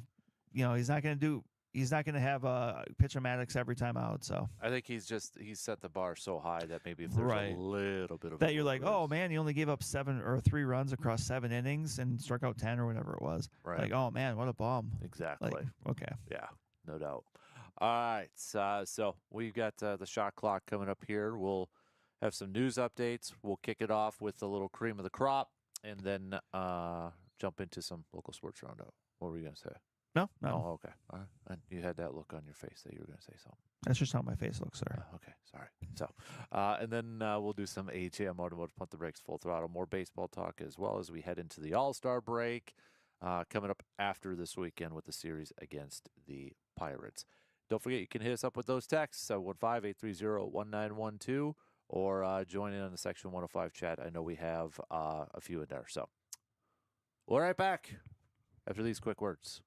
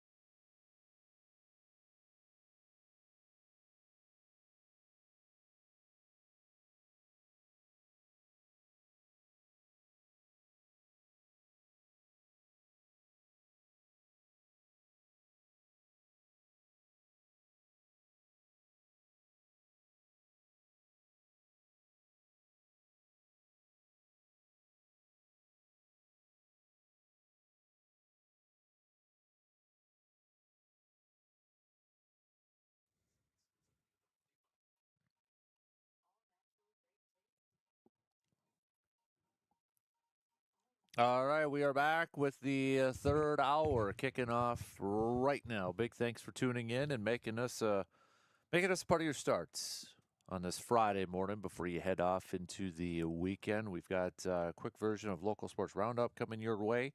We'll do some AJM Automotive, Pump the Brakes, and Full Throttle. Let's kick off this hour, though, with a little cream of the crop. So, Brandon, I'll give you the honors. What is your cream of the crop? My cream of the crop, I am actually going to go with Bonnie Tyler. Yeah, passed away. Obviously, famous singer. I Need in the a 80s. Hero. Yeah. I know Yep, that Total one. Eclipse of the Heart. Yep. Come on. Yep. You have to want to sing along with that. Yeah. But yes, great singer in the 80s, passed away this week, age 75, I believe. Mm-hmm. So, yeah. Yeah, I Need a Heroes, and that one's stuck in my head because it's in the Mario movie, so it's always been stuck in there and that. So, but yeah, that's a good one. I think for mine, for cream of the crop,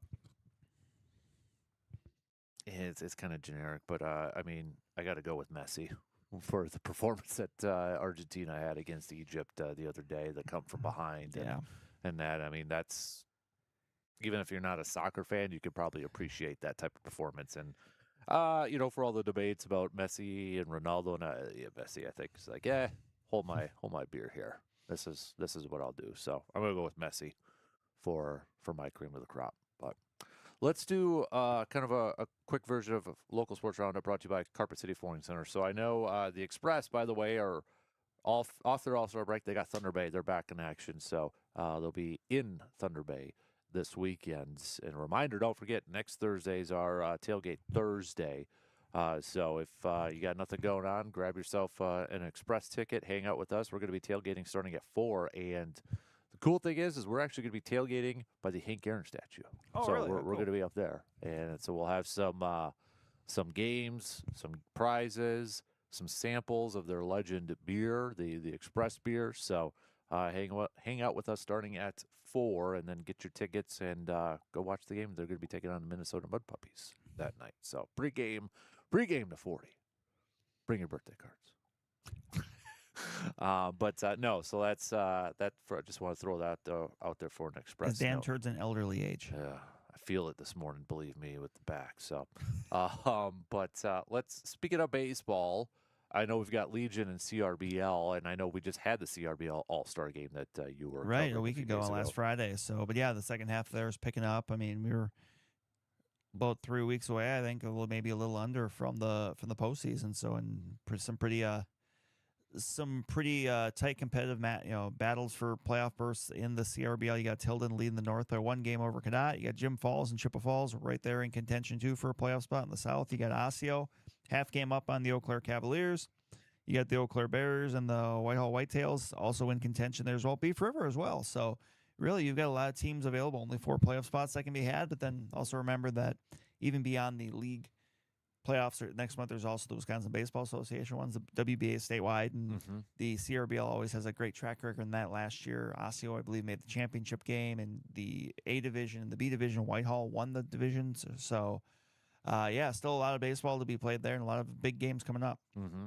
And I know you had mentioned it a little bit earlier, but for Legion, is it the River City? Correct. Up? Yeah, this is the River City Classic this weekend at Carson. So Eau Claire, obviously a big part of that. They will be hosting De Pere tonight. They also got Manitowoc, Marshfield, and Winona also throughout the weekend. So, as is often the case, if you want to see some fun baseball, Carson Park is always a good place to be. Exactly. So you got that going on, and from a prep side of things too, kind of a cool story. You can check it out chippo.com that Brandon wrote about too. But for basketball, we got Stanley Boyd kid going to go play Charlie Division Hole. 1.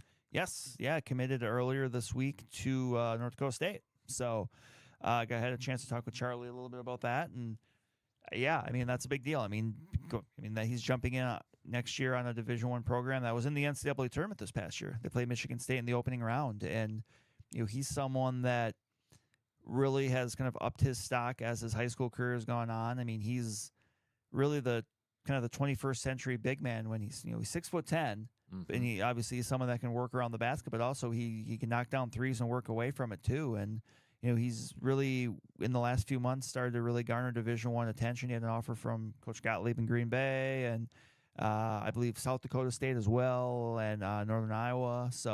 Or Northern Illinois, excuse me. So I mean, it's something that he's really kind of gotten on that radar in a big way, and to be able to kind of land that spot, which kind of interestingly, he'll be joining a program where another local kid here recently had a pretty good role with, and that was Noah Federson from Menominee, who had played there for 3 years, actually now transferred to Colorado. But he had and Charlie had mentioned that actually his mom had talked with Federson's mom kind of about Fargo and North Dakota State and everything, and they had very good things to say. So, and Charlie had mentioned that there'd been kind of kids like him that have been able to go there, develop, and I think Federson's probably one of them, and become a really good Division I basketball player, and he's just kind of excited to kind of be the next person to kind of maybe be on that track. North Dakota State, even whether it's basketball or football, seems to really kind of target this. There is, yeah, there is. I mean, you look at and I was actually doing this when I was looking at their rosters. You look at rosters across all of their sports, and you're going to see Wisconsin kids in there. I mean, there's been several from this area that have helped. Obviously that football team that now is Division I. Right. They're in the new NCAA football game. So, but yeah, they're they've had so much success there at the FCS level, and now they're making that big jump up to D1. But yeah, across the board in sports, you look at a roster and you're going to see some kids from Wisconsin. Absolutely. So, I mean, I've seen there's some high school football camps going on and such. Are we getting closer? We are. And, throughout the summer, you've got teams that are kind of sprinkling their contact days around just, kind of how, you want to do that. And that just offers teams a chance to kind of get together with their kids and do some stuff. I mean, if you're a first-year coach, it's a really good time for, to kind of maybe give it a little bit of the Cliff Notes version of kind of what you're looking to do. If you're I know talking with some of our, veteran coaches in the area, a lot of times it's just hey, let's get you back thinking about football because, during the summer you'll have kids that are playing basketball or, you have a baseball or whatever. You have kids that do a lot of things. So you want a chance to kind of almost reintroduce them to football a little bit. Yeah. So, like I mentioned, it's a quick local sports roundup brought to you by Carpet City Flooring Center here this morning. But kind of locally, state-wise, what's your thoughts on the Badgers' new athletic director? Sean Eichhorst. I don't really have a sharp thought because I'm kind of the same way. I'm like okay. Here's the thing. Obviously, we can look at his resume and we can see there's good and bad. Like, there's good because there's connections to Wisconsin. Obviously, he, he's been working at Texas under their AD there. Obviously, that's a gigantic thing. A gigantic outfit. He's been at some larger schools too. Some people whose opinion I trust, I've seen were not super high on his time at Nebraska. Yep. But, is it something where maybe, he learned from that? It's possible. Like, so I really don't have a sharp opinion one way or the other on it. And it's just kind of, for me, I'm just like, okay, now we know who it is. Now we'll just see what happens. Right. Yeah. Obviously the Barry Alvarez connection, Whitewater, played football there. The Nebraska one, you're right. It seems like Nebraska alums are not a fan of his, right? And that's what I've just the Bo Pelini. Yeah, but for those of you who don't know, Bo was a solid coach there. I mean, he would pretty much every year be like 9-3, and they're always good. And he had kind of taken the big swing where, Bo was gone. Kind of pushed Bo out the door and went a different route, and it took him a while to kind of recover from that. They went from being good.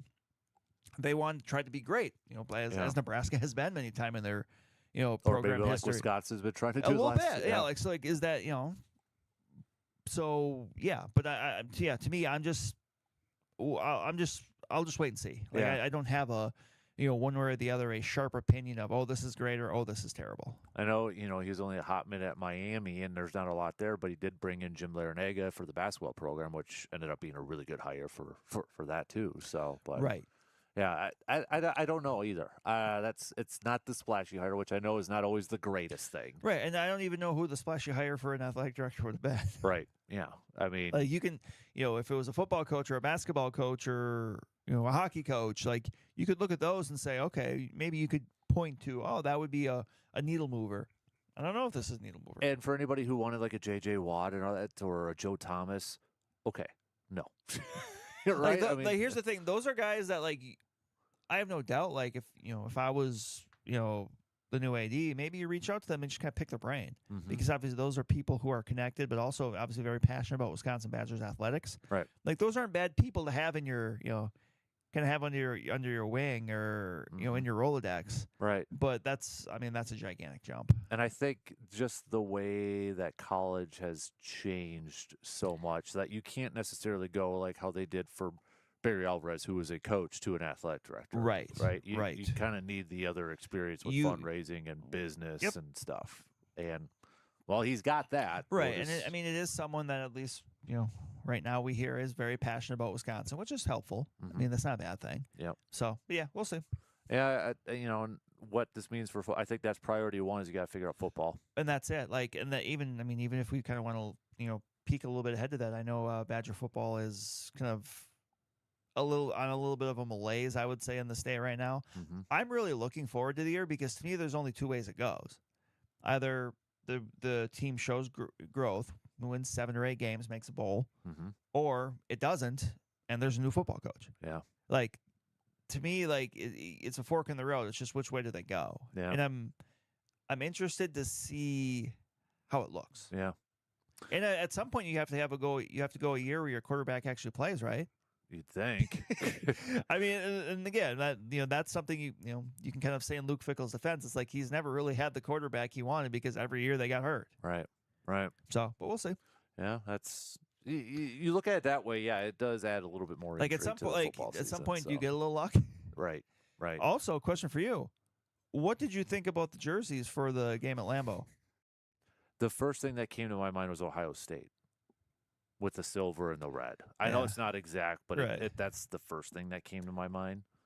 I get that they're trying to do a little bit of a Green Bay thing, but I think they reached a little bit with the silver on it. I don't know. I'm not a fan of the red helmets just in general. Yeah. I know that was the thing when Gary Anderson was here. And I know some people really liked them. It wasn't for me.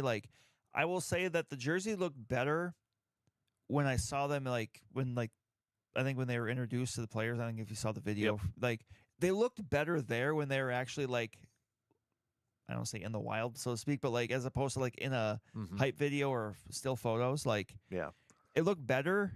But I don't know, I just maybe me just being in that way, I guess kind of an old school. I just preferred the classic look. Yeah, I mean, I appreciate the attempt to try to add a little Green Bay element to it.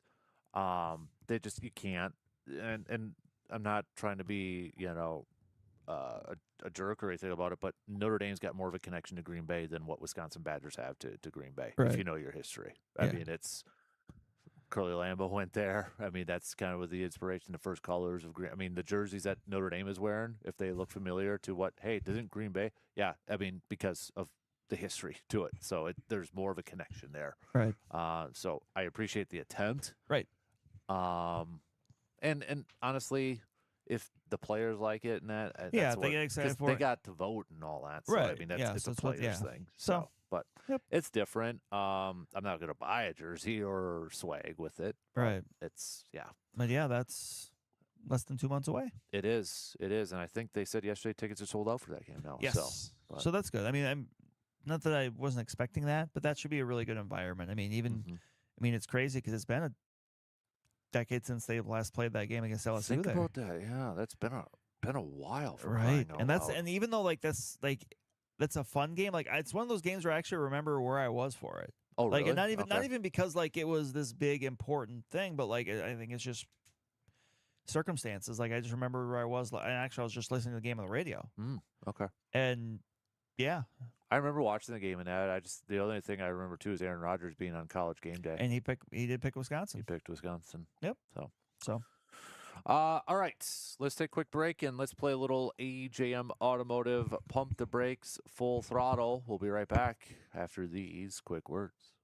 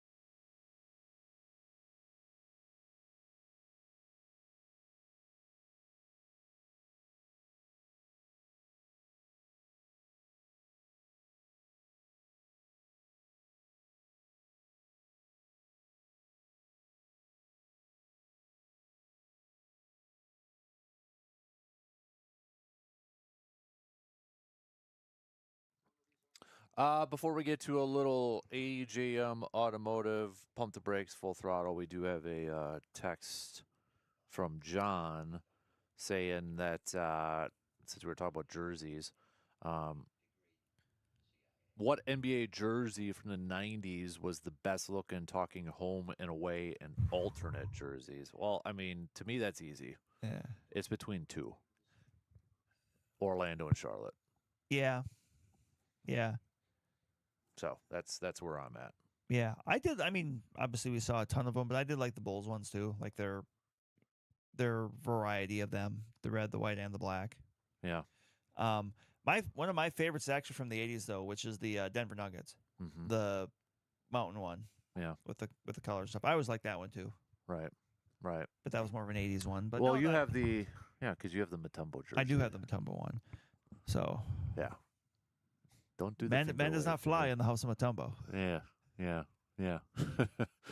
All right, let's do a little AJM Automotive Pump the Brakes Full Throttle. Pump the Brakes Full Throttle. Joey Ortiz will finish the season as the third baseman for the Milwaukee Brewers. At this point, I might pump the brakes on it because I think this is a very important time for him to be hot, just because obviously you're leading into the trade deadline. And looking at AAA, like I'm not sure if there's someone knocking on the door. You know, if we get 2 months from now and Luke Adams is still hitting well for Nashville, then maybe. But otherwise, I don't think there's a whole lot of options down there of someone that can come up and play third base every day. So, as of right now, but I mean, a cold week and suddenly, maybe they make a move at the deadline, that could change. But as of right now, I would say full throttle. Yeah, I'm going to say full throttle. And I guess to add on to that, pump the brakes full throttle, we're not going to see Jet Williams with the Brewers this year. Like, he'll be in the minors. I'm talking like big league. I'll go full throttle on that because I mean he's still relatively young and he's been okay at Nashville, but he hasn't been great. So I don't think they would rush it if he was not going kind of above and beyond production wise, like Luis Lara was. So I'm going to say full throttle. We will not. I'm going to say full throttle too. Is that concerning or is it just a depth problem? I don't think so. Okay. No, I don't view it as that way. All right. Because I think I'll maybe just for me, I thought we'd see him already. Right. Yeah. Before the season started, I thought we were seeing him already. No, I'm not concerned by that. Okay. Could he be pump brake full throttle? Maybe trade? He might be. I mean, look, if they make a move, like you have to look at positions of surplus, and definitely like infield is. Like, look, I mean, look, it would take. I mean, you're not going to trade like a Jesus Made or maybe even a Luis Pena, but like. You have to at some point you kind of have to trade from that surplus because not all those guys are going to play. Like, and a guy that I thought at one point could be, but now I really kind of want them to hold on to is Josh Amshevsky because he just hits the ball. Like, he's kind of moved down the defensive spectrum. Now he's playing like left field, but like he hits, and that's kind of something I'm like that's a little bit different from what we've seen from a lot of Brewers prospects. So I'm kind of like I kind of might want to hold on to him. So, but yeah, I mean, he might be someone. Yeah, maybe. Man. All right, let's do pump the brakes, full throttle. You like that the home run derby? I know we're going to talk a little bit more about this in the podcast. But pump the brakes, full throttle. You like that the home run derby is going back to a little old school, not doing the clock with this thing. Did you hear about this? Yeah. Have you seen this? Have you heard about this? I'll go full throttle on it. I do too. I mean, that's kind of where I'm a little more old school. Yeah. That way. I mean, I don't have much. I guess too much to say beyond that. But no, I do like it, like because the timing and then like you can gain bonus time and stuff. It's like Yeah. Yeah. I pump the brakes full. No, I'll save it for our pod because I was going to ask what's the best way to say it for not the game itself? Is it the other competitions of All-Star competitions? The other activities. Yeah. Are you a big fan of the celebrity softball game? I used to be. And it always annoyed me because it was after the home run derby, so it was late. But then it wasn't live. Right, exactly, It was taped like the day, either earlier that day or whatever. But yeah, he'd be like, oh, here's Tyra Banks. or Jenny Finch would always pitch. But that's I always really wanted to see her like just go all out, just straight like Albert Pujols that one time. That was awesome. But no, I used to be a bit like that. Was also too like home run derby was during the day, and it was a little bit more kid friendly, I guess, for us. Yeah, that's the best way because I remember around that time ESPN would just play the old ones all the time, like during the day, and I'd just sit there and watch and. Griffey with the backwards cap, and those were the days, man. Those were the days. So let's do a little more, a couple more here. Pump the brakes, full throttle. LeBron James is going to the Cavs.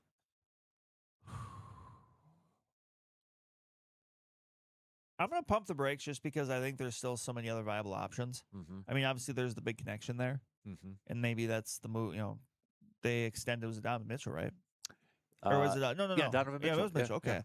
So, like, maybe now that was obviously that was probably priority number one just to get that taken care of. But there's still other options out there. Like, I mean, part of me thinks it would be kind of funny if he did go to Golden State just to do that whole Wild Hogs thing where you just get all the old guys together, and I don't think it would go super well. Kind of like the Lakers when they brought in Malone and Peyton to pair up with Kobe and Shaq. Right, but they just didn't have really the young guys. Like, they at least still had, like, prime Shaq and Kobe. They were more ancillary pieces. Like, LeBron's a lot better than those guys were at that point, but I don't think LeBron's going anywhere to be an ancillary piece. He's still going to be a big part of whatever team he goes to does. I don't buy the narrative that it's not about money and that he'd play for the minimum either. Well, we got to see it to believe it, so. Yeah, I'm pumping the brakes on that one. There was, of all people, and I saved this on my phone, I can play it actually, and people could listen to it, but then you wouldn't be able to hear it because I don't have headphones for you. I don't know why I don't have them out here, but it was Carl from Fresh Prince of Bel-Air was on a basketball podcast, and I thought he made a great comparison. He was talking about the eras, like Magic and Bird, and how it all kind of set up. It was East Coast, West Coast, and blah, and then MJ takes it over, and then he's like, then it's Shaq and Kobe, and they screwed it up because if they would have just stayed together, it would have been a great dynasty. And then it goes to LeBron, and then he was I'm paraphrasing everything, but he's like, and then he ruined it. He ruined it by the decision. The decision ruined it because instead, he made the comparison of like chasing Jordan for rings instead of building teams. He would join teams and all that stuff. And I'm like, that's a great way to kind of think about, that sort of thing. And this is what gets old for me with LeBron. There's no denying that he is one of the greatest players of all time, talent-wise, but it's another team. And if it's the Cavs again, a third time, like, do you want the Cinderella? Then why didn't you just stay the whole time and try to build it? Like, to me, this is what takes it away from Jordan, because even when Jordan played for the Wizards, they were not a good team. It's not like he joined the Wizards like he was the ownership. He's like, hey, I'm going to be a Pat Riley and take over for Stan Van Gundy, and win a championship because I could see we have the talent here. The Wizards stunk, and it's not like he went there to go chase a ring. He played to try to make him relevant because he was a part of the ownership group and then gave up that ownership group. LeBron jumping to teams is completely different. That's not even a comparable situation. This, to me, kind of takes away from the GOAT talk with him. Like, it's annoying, I guess, to see. And I guess maybe I shouldn't be because I'm an old man sitting in the front yard screaming at the sky, but it's the current sports world, I guess. Right. Not everybody's Steph Curry, who's an old soul now. Yeah. And good on him. 100%. Yeah. We wish Giannis would have been that way, but I mean, and I'm sure we can talk a little bit about that too. Just obviously, new era with the Bucks, and obviously unrelated to LeBron here, but I don't know when it'll come up. But honestly, very happy on both ends of things how it was handled. For the Bucks and Giannis. And for Giannis. Yeah. Once they could actually speak, like, no, I was, and then I liked the Paschke interview. Like, that was cool. Like, and look, Giannis in that moment was very vulnerable. He said, like, hey, look, I'm scared. Like, I don't know. Like, but I have to do it. Like, it's something I don't want to, wonder about. Not, you know what? I can get that. Yep. Yeah, no, I get that too. So it was a really good. I thought, video. both ends and the team as well. I thought they both attacked it the right way. It probably went as best as it could. Right. The only thing with Horst's comments from the other day, and I get it, he kind of talked about, it was good for both sides, and, Giannis is in a position that's best for him, which I'm assuming he's insinuating championship, kind of a caliber. But at the same time, you're the general manager. Don't you kind of look at it as like, okay, I kind of failed to not build a team championship caliber wise with Giannis? Because he did. Right. I mean, it wasn't a lack of effort, but ultimately it was a lack of execution. Right. I mean, if those moves work and the execution works, we're not having this conversation. No, So my question is, pump the brakes full throttle, because you got a new head coach, you got a new roster in here. Should they have just like, we're going to completely clean this thing and start with a new general manager? I'm going to say full throttle. I think you can make that case. Mm-hmm. And this is something we've talked about throughout the process. Like, if you got to this point, yes, he built the championship team, but it's like, if you got to this point, at the same time, you're still with the GM that got you to this point. Mm-hmm. Yeah. I would, I get it that he wasn't the guy that got Giannis. He was the one that inherited him and, had to do this. So he hasn't really built a but team. he put some of the fine-tuning touches on the championship team. Right. But at the same time, it's like, and then maybe part of it too was like, look, Taylor Jenkins was going to be very much in demand. Maybe part of it was like, if they wanted him so bad, it was like, look, we can't afford to get the GM and then wait and maybe not get him. It sure seems like they're putting a lot into Taylor Jenkins. They are. Even some of the press releases and all that, it's like they're counting their eggs that this is the guy it's not a player that's going to lead them to a champion. It's a Although coach. I guess maybe after their last two coaches, and I won't throw obviously I'm not going to throw Coach Bud under that bus. No. But like after Adrian Griffin and Doc Rivers, maybe they're just like, hey, this guy actually kind of knows what he's doing. Maybe. Mm-hmm. Yeah. Yep. It's been a few years since we've experienced that. I know. It's putting a lot of pressure on Taylor Jenkins, though, if it doesn't work or it's a slow start, I think it's, how patient should Bucks fans be? Like, what's the timeline? I think you have to. I mean, you have to be patient. But with an exact timeline of this many years or whatever, I don't know.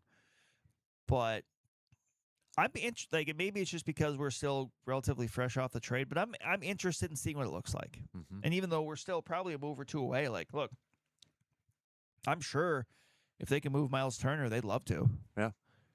And look, I wouldn't mind a Ware and Jericho Sims center duo. Mm-hmm. Just to see. Jericho's like a Ben Sims or a Ben Wallace back in the day. Well, and like Ware averaged nearly a double like give him a little bit larger role, like, and maybe Jericho's your primary guy coming off the bench there, like. Yep. And I don't know. I'm interested. Like, and obviously, there's still things up in the air. We don't know about Tyler Hero. That's actually my next pump the brakes full throttle. My question was going to be pump the brakes full throttle. If you don't commit to Tyler Hero long term, you trade him at the deadline. Yeah, if not earlier. I think if not, full throttle. If not earlier. Yeah, I think they start the season with him. Yeah, because it feels like they're going all in. Sell some jerseys of the hometown kids. Yeah, sell some tickets. And that's the thing. Like, it's something maybe it's like you and I maybe we don't think about enough. Of like, okay, like you still got to sell some tickets and stuff. Like, I get that. I'm not gonna lie. I kind of smiled when he said the reason he picked 42 was because he liked Charlie Bell. I didn't see that. Yeah. First of all, he said it was his dad's number, which okay. Yep. And then he said when he was a kid, he was a fan of Charlie Bell. I'm like. I'm not gonna lie, that's kind of awesome. I mean, that's like being a Brewers fan and saying, like, yeah, I was a fan of Elian Herrera. But I'm like, so yeah, and you give a little something. And look, this is a all-star caliber guy. Yeah. Like, and now when you if they do want to invest him in the future, I don't think it's like the $50 million a year type of thing. Right. And he may ask for that because they're going to have the money, and it's like, well, who else he got? So like, I get it. Yeah. But I've kind of warmed up to the idea of like, you know what, if he stays, okay. Yeah. Okay. Yep. Yeah, I feel like too, and if it's not going great, but he's playing well, then you flip him if you don't want to commit long term to him. Right. So. All right, that's your AJM Automotive Pump the Brakes Full Throttle. We got to take a quick break, but we'll be back after these few words.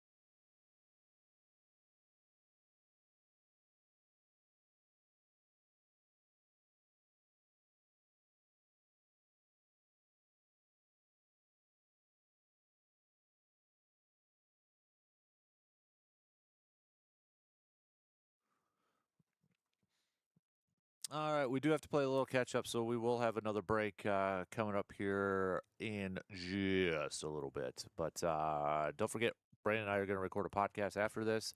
So it's All-Star games, but also like favorite other activities with the All-Star game? Yeah, I mean, just kind of a general All-Star game discussion. Things we like, things we don't. Okay. Things we like to see. Yeah. So make sure you are following and subscribing to the Man Cave podcast. It'll be in video form too. So that is on the YouTube page. So make sure. What? Oh. You're waving your arm. I was. I'll have to tell you off air, though. Why? It was Unsolved Mysteries thing. It was. Is it a good one? Or is it funny? Or is it weird or inappropriate? It's not inappropriate, but it's a reference like you may be the only other person that gets. Oh, okay. It might have been the coin guy. Oh, no. Okay. That's why I'm like, is that the coin guy? All right. There was a unsolved mystery story that this might be an epic episode where we got to end the show just to watch this it. Might be. So. We've got ghosts and we've got maybe a guy that was like selling bootleg coins or something. And Robert Stack yells at you. Literally. That was why. That, like you were watching it and you like texted me one day about specifically that. Like that was the loudest I've ever heard Robert Stack talk. Yeah. I think would he say something like, "For the love of something, don't buy these." Yeah, like there's a guy scamming people that for God's sakes, don't buy these. Yeah, but like there were these coins that he was saying were like these super special ones, and they were just not. Yeah. Oh, good old Bob. Good old Bob Stack. Good old Bob Stack. Yeah. So, hey, we still have a few spots left for the classic coming up here Friday, August 7th. So make sure you get to our website, sportstalk1051.com, and get your team signed up. Spots are running out here very, very quickly, and we've sold out every single year. So yeah, just doing a quick check. Yep, just a few left here. So. Is that just for the afternoon or? Yeah, for the 1 p.m. Okay, so you said previously 10 a.m. was. Yeah, I did open up a couple more for 10 after I recounted some of the numbers. Okay. So okay, but at 7:30 a.m. we still got a few in the surveyor. I haven't heard from surveyor I think all week, so I don't know if he's off surveying something. I don't know, but yeah, he's been quiet this week. So hopefully everything's good. Hopefully everything's good with the because we don't even have a trivia question. With surveyor for our Friday. Let me just open up the texting line here because I got to do it on my phone because I don't want to overdo the computer here. So I've got the texting line on my phone just in case he's got one on there. Yeah, I don't want to call him out. And there's one sitting on there, for us. Nope, nothing. Where are you at, surveyor? What's he doing? That's the big old unsolved mystery. No. Brewers, so it's kind of some early games this weekend too. It is. So it is. Especially on Sunday. Yeah, that's another Sunday of Peacock exclusive games. So which I'm sure they're excited to have Mizorowski versus Skeens, but I'm sure that worked out. Yeah, but I'm also sure there's other people who, if maybe you don't got Peacock, you're probably not super excited about that. Yeah, so tonight 5:40 first pitch. Tomorrow is going to be 3:05, and then Sunday 11:15, and then they'll have the week off for All Stars, and then they return home to welcome the Marlins. I believe it's like a 9-game homestand next after the break. Because then it's the Mets for 3, and then the Rockies for 3, and then they go to the West Coast to take on the Giants and the Angels. Welcome home, David Stearns. Right. Wonder if Freddie's going to pitch in that series. Pretty decent chance, I would think. I guess depending on how he's lined up coming out of the break. Probably. So, pump brakes full throttle. Do you think he gets traded before the deadline? Yeah. I will go full throttle on that. I was talking, I don't know if it was this week or maybe it was, it had to have been this week. There was the article, I think, from Will Salmon that talked about, Freddie started to call his own pitches in that one game. And just to try. And I was like, okay, when you look at Brewers pitchers, obviously we get a ton of credit to Chris Hook and the pitching lab and that, but are we overlooking too sometimes, not all the time, but sometimes the importance of like having a catcher of a William Contreras handling the pitching staff? I mean, does Freddie miss William Contreras? Could be. I mean, that's also part of the game plan, I'm sure. Mm-hmm. But you gotta execute the game plan. Which if they're, if they got a game plan that says, off speed early or something like that, you gotta still be able to go out there and execute it. So right. I mean, it's a group effort. Right. Yeah. So it's weird though. I don't recall very many instances of hearing pitchers calling their own pitches. Yeah. Not Not the majors. no, but Interesting. mm-hmm. All right, let's take our final break for this hour because, well, we got to take another one. We got to pay the bills here. So we'll do that as we start to wrap up the third hour and get close to kicking off the final hour. We'll be right back in just a couple minutes.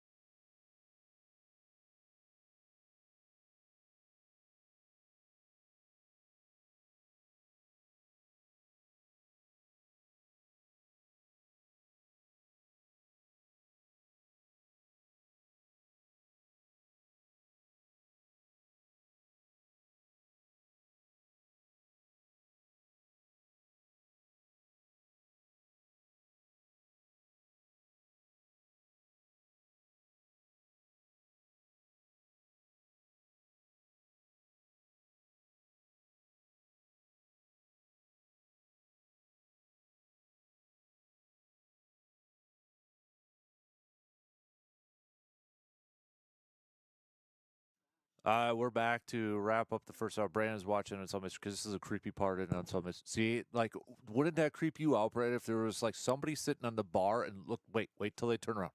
Wait till they turn around.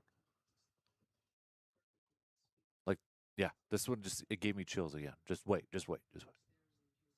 giving play-by-play on this thing.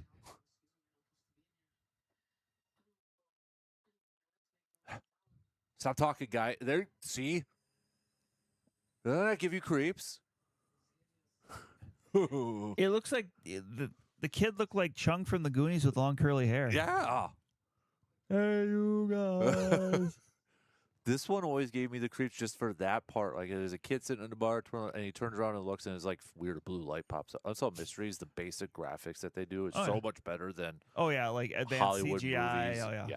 Yep. It's just somebody make a movie with basic stuff. Yeah, it would be more let's creepy. get back to it. Let's get back to basics here. Yep. Stop being lazy. Mm-hmm.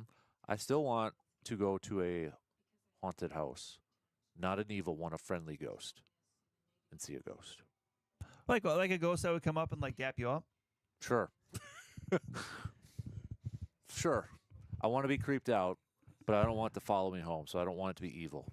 I still have to. Do ghosts follow people home? Yeah. Evil ones do, Brandon. You need to watch more documentaries. You need to watch that. There's some, yeah. I have seen one ghost documentary. It's called Kasper. Yeah. Just like Harry and Henderson's was your Bigfoot documentary. It was. I watched it after you said John that. Lithgow was in it. It's a good movie.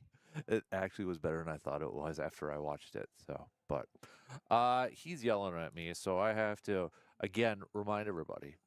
Our friend Josh is yelling at me. The pregame to 40 tailgates on Thursday. All right, we are tailgating. We are at 4:00 at the Hank Aaron statue.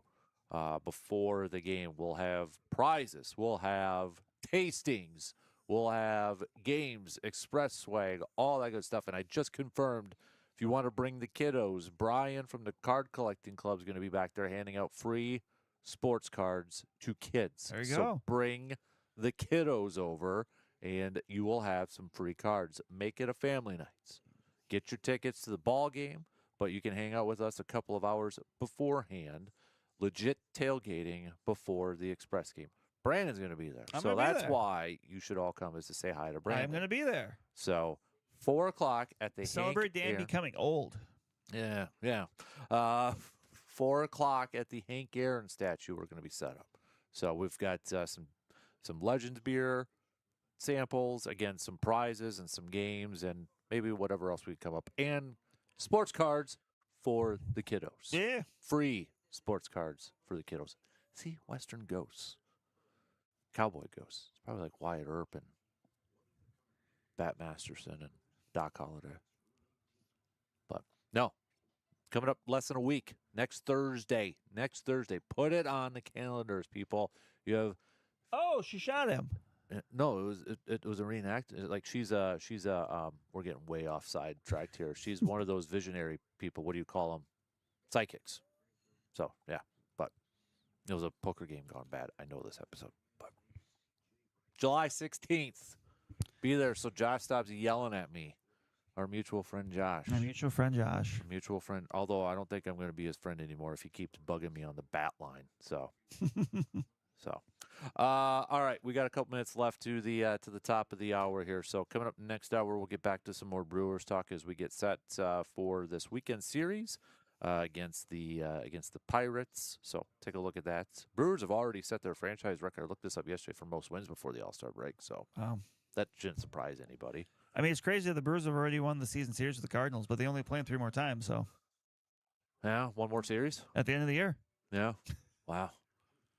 But think about that. I mean, this 5-game series was a huge loss for the Cardinals, wasn't it? Losing 4 out of 5 they lost 4 games. Mm-hmm. Or 3 games. 4 games. Brewers went 4-5. Yeah, so 4. Well, then they would have lost 3 games. Oh, yeah, for the standings. Yeah. In the standings. Yeah. I got you. So, but maybe we'll take a look at this heading into the All-Star break, where Major League Baseball is at, because a lot of things have changed. They have. NL East. The Brewers have the second best record in the majors. I know that. Behind the Dodgers. Mm-hmm.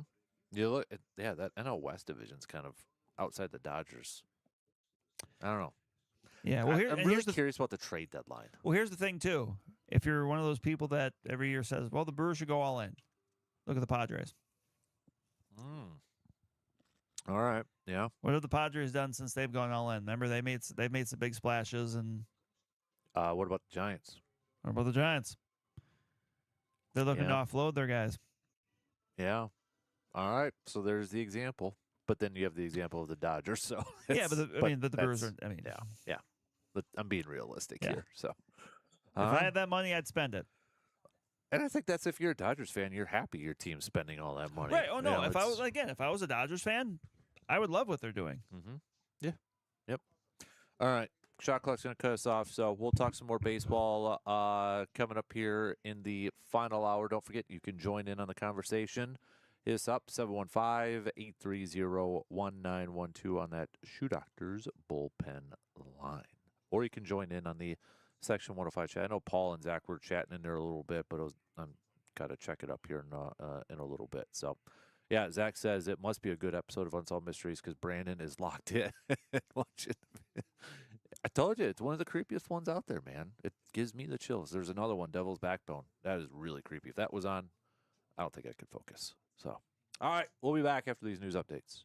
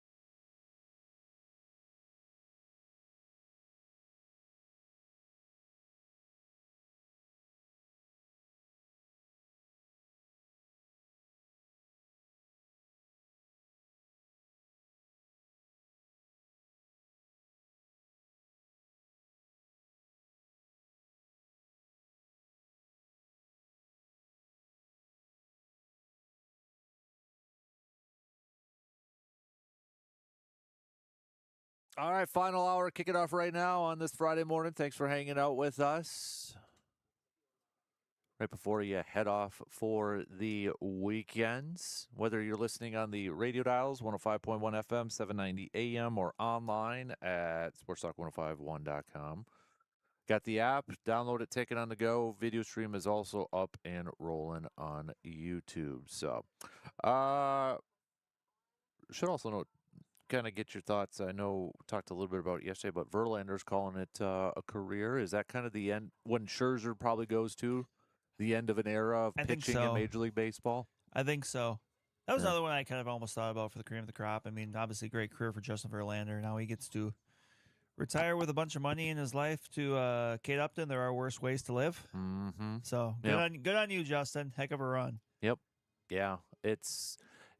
I don't think I'm going to ever see a guy hit 300 wins unless they change pitching rules and how they award pitchers with wins. Right. I don't see how that's going to be possible anymore. I mean, you're not going to see pitchers go into their 40s. It's so hard to predict. It is with that, but yeah, he's after Scherzer can't last much longer. I wouldn't think either. No, it'd almost be appropriate if those two would just retire together. But I got to turn that down. That creeped me out. The music box playing, so kind of muted. But yeah, I was just kind of curious if you thought that was kind of an end of a pitching era, think so. And like the next wave. I don't know. Yeah, it's like short inning guys or harder throwing guy. How would you describe this? Alexa, stop. My Alexa went. I don't have one in the studio, but I have one in the man cave, so I got to be careful when I say listen to us on. Yeah, because it'll start. Yeah. So. I thought it was maybe that was some unsolved mystery stuff happening there. Nope. You gave me the look, and I'm like, gotta stop talking. Yep, heard it. So she's hiding over there in the library portion of the man cave. Have you ever had like a library reveal? What do you mean? Like, hey, here's my books in my library. Not really. Probably not. Ask me how many of those I've read. Say, Dan, how many of those have you read? Now remember, what did I say at 7? Like, I'm excited to go to Barnes & Noble so I can get a book to read. Probably 10%. I get in this funk where I start to read one, but then it's like I'm bored of it already. I have like 5 or 6 books I'm behind on. Yeah. Where I've got a stack here. I was like, I was gonna start to, and I was just like, I can't get into it. If I can't get into it right away, I'm done. A lot of what I've been reading recently is like biographies or autobiographies, though. See, that's kind of my niche, but I wonder if I need to switch it up. And maybe because like there's someone I'll find interesting, and I'll be like, oh, I'll look, and I'll get like a little while ago, like Bo Jackson's autobiography. Mm-hmm. Yeah. And then I think when Ted Turner died, I get his. I'm just like, oh, these are interesting people. Like, and they're just sitting there. And I'm like, I got to read these at some point. I'm about halfway through Bruce Arians's. Okay. See, that's where I'm kind of at. But then I'm like, I wonder if I just need to take a break from sports once because that could be. Do this every day. So I need like a palate cleanse. Yeah, it could be. So I don't know if that's like a fiction book I need. So if anybody like a big reader and has any suggestions, you should read Go Dog Go. Is that a joke? It's a kid's book. Is it? Okay, I don't know. So, yeah. I mean, I could just reread all those. Goosebumps. I got the whole set right there. The complete collection of all the original copies, too. R.L. Stein in the house. Mm-hmm. Yep. But, no, I don't know. I need some, because a lot of those, as you could probably tell, they're all, like, biographies. Yes. Nonfiction. So I think I need like a palate cleanse. Like that one book that just says ghosts. That's a big thick one on there too. That's that's the paranormal section of the library. You got Bigfoot. Are they sectioned off properly? They are actually a little bit. They are because that shelf you could tell is like all Packers. Then above it is football mixed in with little Packers and basketball. Then it's and Boran. Yep. And then another Boran. You got golf section there mixed in with some basketball. And then it kind of becomes a little fiction. And then some presidential history ones, because I'm a big history guy, like American Revolution's on the top. So Yep. Yeah. And then Tombstone. Next to Daniel Boone, a couple and books the secret Daniel history Boone. of Bigfoot. Yep. Not a secret anymore. It's not. That book, I got halfway through. It's not what I thought it was. It's kind of a dud. So yeah, that's why. But, yeah, I need something that I can just like get into and just. That's where I think I need to get away from a sports one. I can see that. So we'll see if I'm struggling though. So, anyways, on that note, I don't know where we're gonna go with that, but I know, yeah. Somebody asked to do like a man cave tour. I don't know if I want to do that. I don't want to throw that out to the public and No. people creep into my space. So, but yeah, we'll see. Maybe instead of like when they used to have cribs, yeah, you could just like host your own version of caves. Ooh, you might be onto something. And you can just show people around. Yeah. I will say the one book, like I'm not the biggest fan of him, but I kind of interested in maybe reading because of how he grew the company is Dave Portnoy's. That would be interesting, yeah. Because I mean, let's be honest. I would love to see like my stuff. Yeah. Content wise. Right. Will grow like that. Like I really, really, really want to get the podcast going and such. So I'm like just kind of like how that all started. Like I know the basics. It was a newspaper. Yeah. That started, and now look at it. Right. So yeah. it's its own huge. So, gigantic thing. like I'm not the biggest fan, but yeah, kind of learn from it. yeah, absolutely. If Absolutely. there's any tips from that. Yep. So, you know, the one book I'm surprised that there isn't a book written about a topic like the history of trading cards. You've got some connections, maybe. I'm not writing it. I'd love to write a book, but I'm not writing it. Cards are good. But you think about it. Like I've looked it up. I don't think there's like a legit like a definitive. This is the definitive book on the history of trading cards. Yeah, I mean, because you'd think that'd be a topic. Well, especially like now the that there's Wagner and yeah, the beginnings of that. Right. I mean, especially now that obviously there's been the Renaissance. Right. So I just gave everybody $1 million idea. Yeah. If you're an author, give them a free book. Yeah, that's all I want. So and an interview. Because that would be one where I would definitely read the history of it. So yeah, but okay, let's get back to some more baseball talk here, Brandon. So we've got Brewers with the Pirates here as we head into the All-Star break. And I know next time I'm going to chat with you, they're going to begin a series with the Marlins and that. But what's the biggest question or biggest thing the Brewers have to maybe figure out or answer during the All-Star break?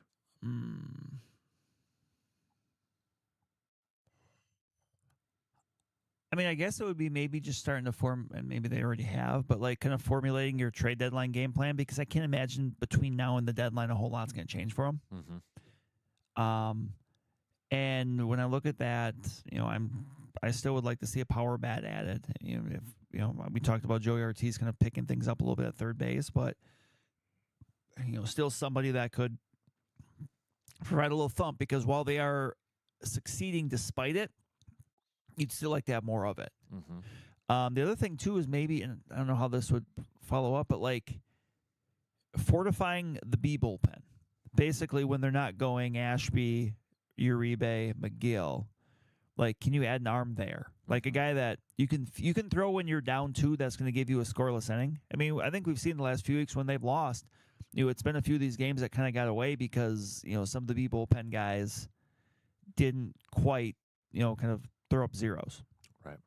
And, I mean, bullpen depth is never a bad thing. I mean, you look at the best Brewers teams, and generally they've always had deep bullpens. Mm-hmm. I mean, you look back to 2018 and when Joaquim Soria was your third or your fourth guy, like that says a lot. Mm-hmm. So, yeah, that's kind of what I'm thinking. What about you? Yeah, I mean, do you think this is a week though that a lot of those GMs and teams are going to sit down and fortify their? I think so. Plans? They kind of figure out what they want to do. Maybe you start to make a few calls because I mean, you just know that people got a little bit of a breather. Although it's the draft, that too. But that's tomorrow. What? Tomorrow's Sunday. Tomorrow's Sunday, Monday. I forget the exact 2 or 3 days, but yes. I mean, I'll be honest. Like the baseball draft is not something I super get into. Like I'm sure I'll keep an eye out. Like the Brewers are up to see, and then okay, but like it's not like I know a lot about it. It's a bit like hockey, where like I think if you were trying to like tier like the draft, like the more interested I am in the draft is generally the more I know about the players. That's why the NFL is number 1 because I like college football, and from that 3-month stretch, you can't go anywhere without reading about all these, future draft picks. Right.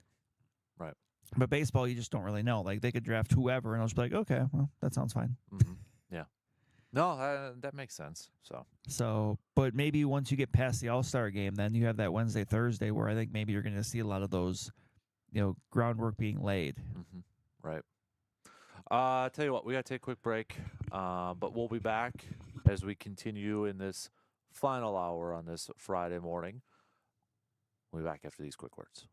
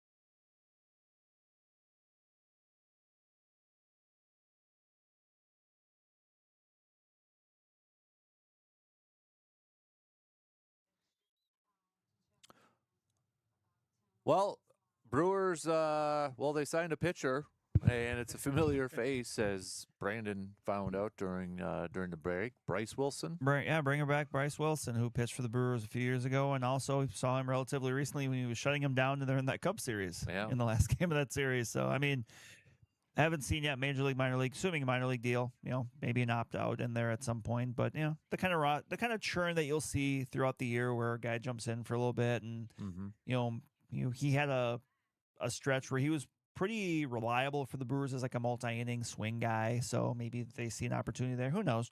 Or maybe this is something in 2 weeks that we forget happened. Right. Yeah. Yeah. But interesting that it popped up right now. So interesting before the All-Star break too, or just a little bit. Maybe... I mean, but if he's going to AAA, I mean, it may not be the same there. So gotcha. But yeah. Yep. All right. So maybe they brought him in after he was with the Cubs to try to get the Cubs secret plans. Maybe.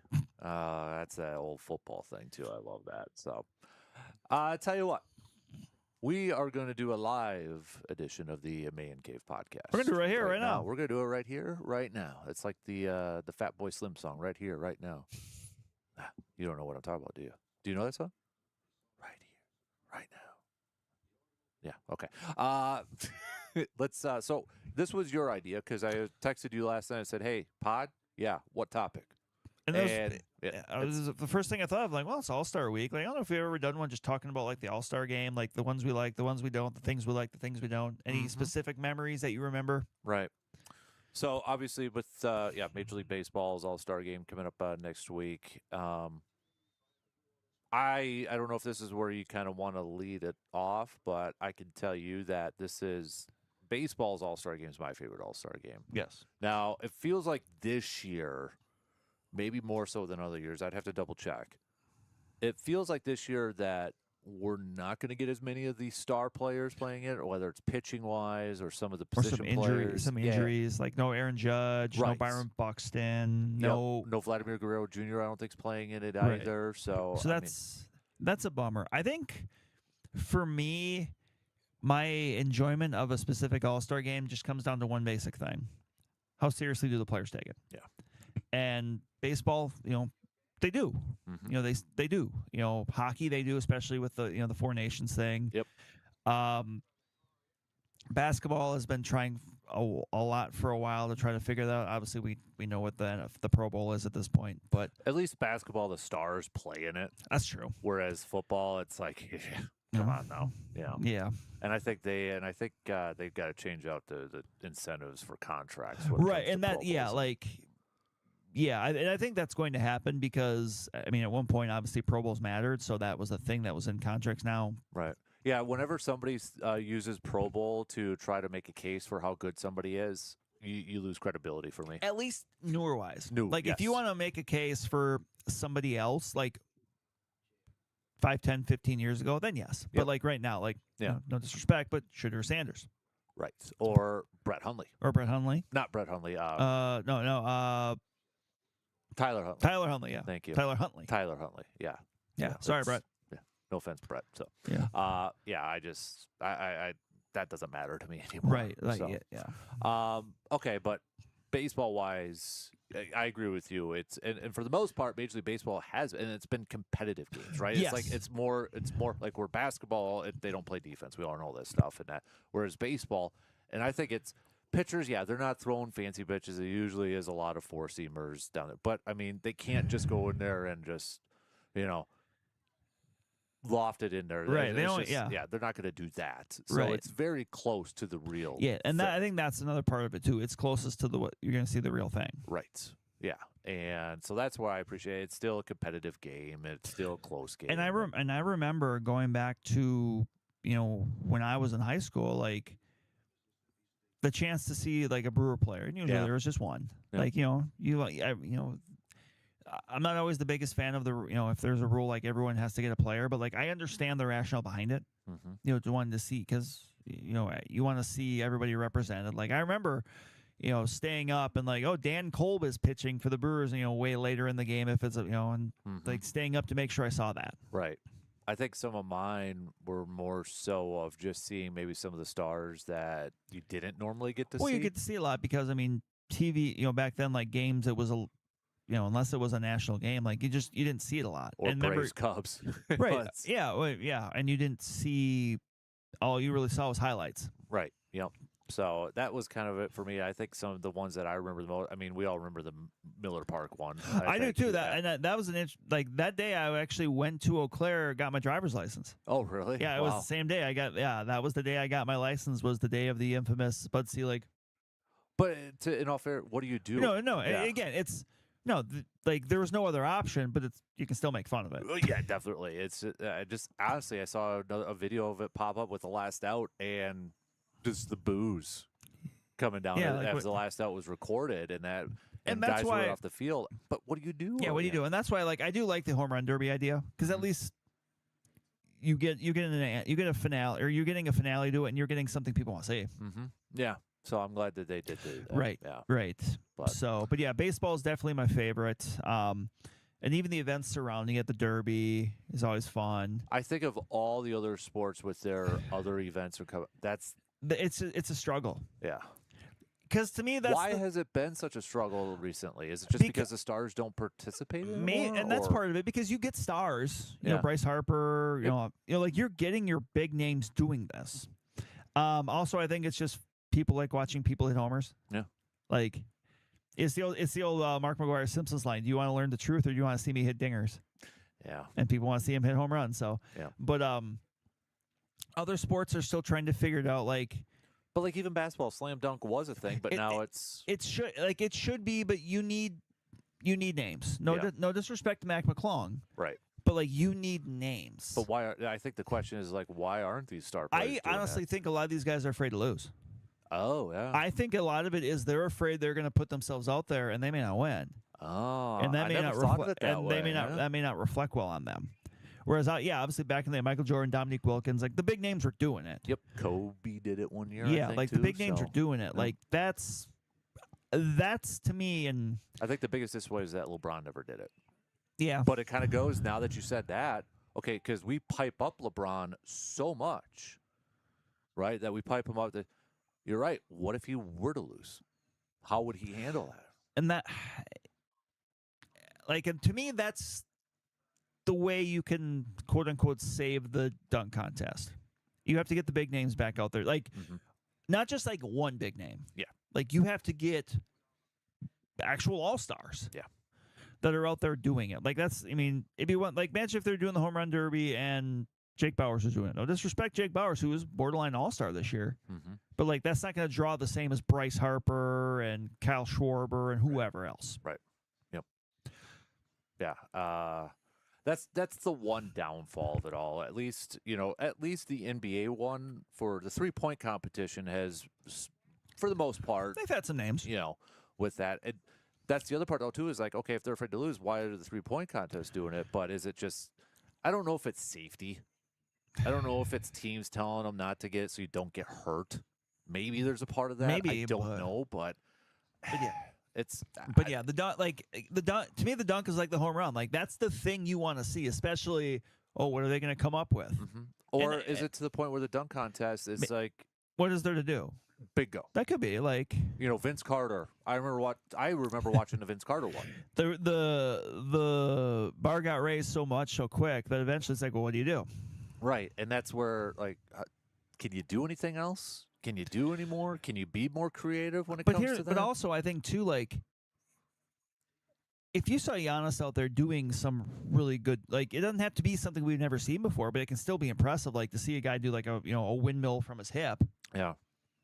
Yeah, I mean, what would draw more reaction? Giannis doing his patented windmill dunk, or a G League player trying to do something? It probably is the star player. Yeah, right. Because that's what you want to see. Yeah. So that's, to me, that's really the only way you can kind of resurrect the dunk contest is you got to get big name people that everyone wants to see. And honestly, not to be all NBA, but if I had to pick with all those, I'd rather watch the 3-point contest.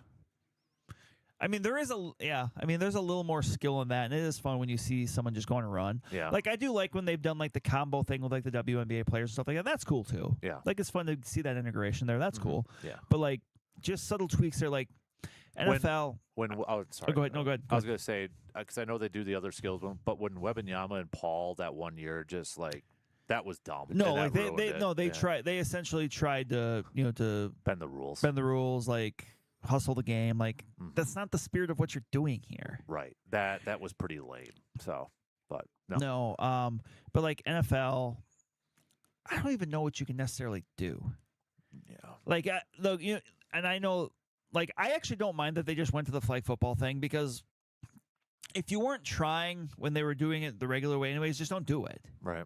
I would rather them do something else where they would at least try versus trying to do the same thing they've always done when you can tell very clearly the players don't care. Right. I mean, you're not going to get a Sean Taylor lighten up the punter anymore. No. That's not happening. No. So, like, and like, I think I've watched bits and pieces, like, when they'll do, like, the skill stuff. Mm-hmm. And, like, it's interesting. Like, I would love them to, and they kind of did, but, like, to bring back the full-on, like, NFL quarterback club thing they used to do, like, the long distance throw, yeah, like, and that thing, but that was neat, like, where they would, you had the different targets, and, like, you kept score, like, because we remember that back in our days where, like, and they would always do that in, like, the summer. Yeah. Yep. And you would have, like, all these various, I mean, you'd have John Elway there, then you'd also have, like, Vinny Testaverde. Favre did it, I remember. Favre did it, yeah, like, different stuff like that. Like, I'm trying to think of, like, things for positions. I would like to see kickers just bombing long field goals. Mm-hmm. Here's, trying to make one from 70. How about a punter trying to get it into a trash can the or coffin, something? The coffin corner. Yeah. Just copy the old Madden games, like where you would do like the different, the different things for different positions. Just copy that. Yeah. Yeah. I just, you mentioned the quarterback club, and that's honestly something, like, I enjoy it. The long distance throws, it sounds so minor, but it was entertaining. Yeah. How far can these people throw? Do you think part of it too is, do they got to go back to after the Super Bowl? I get they want to fill in that week, but I mean, if you got two teams in the Super Bowl, you're taking away. You might. And here's the thing, though. Like, if you're looking at the NFL, it's like, hey, that's another week. That's another week you're in the cycle. Right. But yeah, it's tough. But then I don't know how many people would want to do it after the Super Bowl, because that's kind of because once the Super Bowl is done, you're probably thinking, okay, we're done. Right. So it's tough. I get it. Yeah, NFL's got the toughest. They got the most popular sport, I would argue, but the toughest all-star. And the thing that's tough for them too is the only one that's done after the year. Right. I mean, you might be running into these same issues. Mm-hmm. You can't do it in the middle of the year. No, you can't, because it's so much fewer. Like, does that mean you're going to start voting after 2 games? Right. And what team is going to want their quarterback to be participating in this halfway through? You're not going to take a 2-3 week break either. Right. Or even a week. You're not going to. I don't know if that's something they could do if they would to add another game, and then you're going to add another. But then you're not getting a bye week. They're still asking them to do stuff. Well, then almost you're going to have to completely change the schedule. Right. Or do you start like 3 weeks earlier, and then and then if you do 18 games, you throw in like 2 bye weeks, and suddenly it's like a 10 and a 10, and then you have like a 3 weeks off in the middle or something like that. Mm-hmm. No. So it's tough to say. It is. And hockey, for the most part, they do what they can. I said the Four Nations was big. I mean, they figured, for a sport that tried to do different things, it seems like they're the ones that figured out. Right. Well, I mean, look, national pride always plays. Yeah. And then the other sports don't really have that besides baseball, but that's the World Baseball Classic. Yeah, that's the WBC. And like obviously hockey has like their skills contest. Like it was always fun. Like I remember back in the day watching like the harder shot contest. Mm-hmm. And then when the guys would try to hit the saucers in the corners of the net, that was cool. Yep. But like, what do you do? Like, that's honestly too, like, I was trying to think of some other things in baseball, because it feels like it's a celebrity softball game and then the home run derby and there's nothing else. Yeah. You can't do I joked around with it, but it's not going to happen. Bring the fair game where you have 3 pitches, you throw your first 2, then you guess the third one. But maybe there's something from a hitter standpoint. Hey, can you hit these targets? Throwing accuracy. The instructional video that always gets results. The trash Tom can. Amansky. Yeah, throw it. Back to back AAU national champions. Yeah. I was thinking, because they've done this in Japan. Like they had like a bunt contest. Oh. Where like you had, where you had to try to bunt and you had like targets and stuff, and who could. Yeah. South really could be awesome at that. He would be. Might actually win something there. So, but baseball is the hardest one to try to figure out other things to do, because I would like to see something from other players. Yeah, like get other people involved besides the sluggers. Right. But like, what do you do? Yeah, nobody's going to be excited about how many ropes between the gap that you can hit unless you have like targets or something. Right. And I don't know what you do from like a defensive standpoint other than Yeah, you'd have to have throwing targets and can you hit? And honestly, I think a lot of those guys would be able to. Right. Or is it like the assists, the put out at home? How do you do that though? Otherwise, something I'm thinking about, like, you would almost have to have like you'd have like groups of 3 or 4 and just do like a relay. Yeah. Like how fast, can the, like, and you're spread apart, like who can. Do you think baseball needs more activities? I don't know. I don't know if they do. Because you don't want to overdo it. No, you don't want to overdo it. Yeah. And like the home run derby is a good one. And like you can tell, like even the people that, when they're not involved, they enjoy watching it. Mm-hmm. Because you see the people there with their families, they're having fun. Like, right. I think it's the best activity of all of them. Right. But I just don't know how much else you do. Yeah, because you don't want to get into the diluted one where then you kind of lose a little bit where people just like, okay, this is enough. Yeah. Sort of thing. Yep. You want people left with more. Right. And I'm glad that they kind of I think to the point the home run derby got long. Oh yeah. Where it was like, okay, get this over with. Yeah, now. and that's, we can talk about people's attention spans, yeah, but like this is also something that's supposed to be fun. Right. Right. If you had to pick your 5 all-time home run derby participants that you could watch. Okay, so this is okay. Ones that we were alive for too. Well, because mine, I would pick people that were never in a derby. Like I would pick Russell Branyan. Okay. But like, I'd probably all go 90s to be honest with you. Yeah. It would be Griffey, Bonds, McGuire. Right.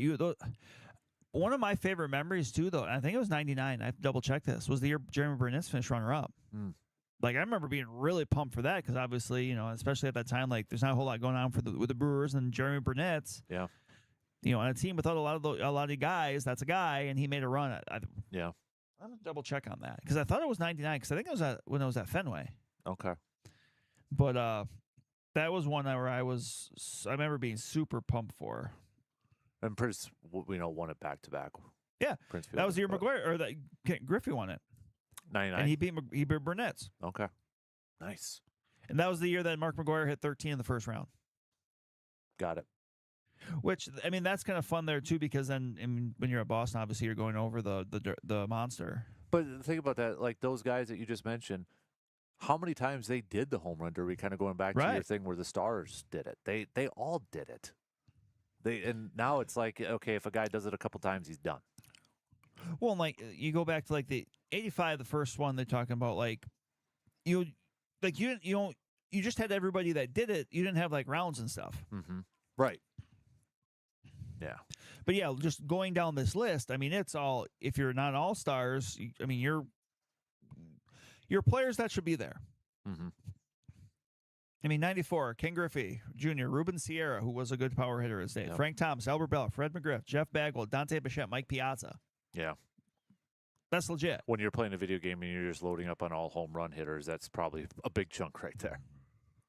Who's like the most obscure home run derby winner? Didn't Cal Ripken win it one? No. There's one that's like... I'm cycling through them right now. Garrett Anderson winning in 2003 is a little bit out there. Okay. Because, he was a good player, but... Well, we got to talk about 2008. Justin Morneau winning it when I forgot. But when Chippewa Falls native Joe Vavra was pitching to him. Yeah. So that's always one. I remember Fielder winning it in 2009 because I was actually playing softball in Atwood, and we were talking, and that was like the discussion as we were getting providing updates. Fielder won a couple times, but Giannis Cespedes won a couple. I remember the year Todd Frazier had the big. Well, he had the big round, and then. Mm-hmm. But that's when they did like the bracketed one. Cal Ripken did win it one year, 91. So did Sandberg in 90. Yeah. Okay. So I was okay. Yeah. I'm sorry, but I don't view Cal Ripken Jr. as a home run derby winner. But then even then you're looking Todd at Frazier won it for crying out loud in 2015. The Todd father. Some of these names you're like, yeah, okay, definitely makes sense. But and as of right now. And this is according to Wikipedia, but I'm going to trust it in this case where the people that have kind of been announced for it Bryce Harper, Jordan Walker, we knew. Yep. Jack Caglione from the Royals, Ben Rice from the Yankees, Junior Cabanero from the Rays, and the inferior Contreras. Yeah. Wilson. Yeah. and honestly, but okay, some of those are names. Bryce Harper, I think if you ask general fans to pick who's going to win, they're going to pick Bryce Harper. But I think I saw the rumor that Schwarber's going to be in it too. Is he? Okay. I thought that basically the thing was that kind of Don Mattingly maybe kind of alluded to it without flat out saying it. Good. Because it's in Philly. He should.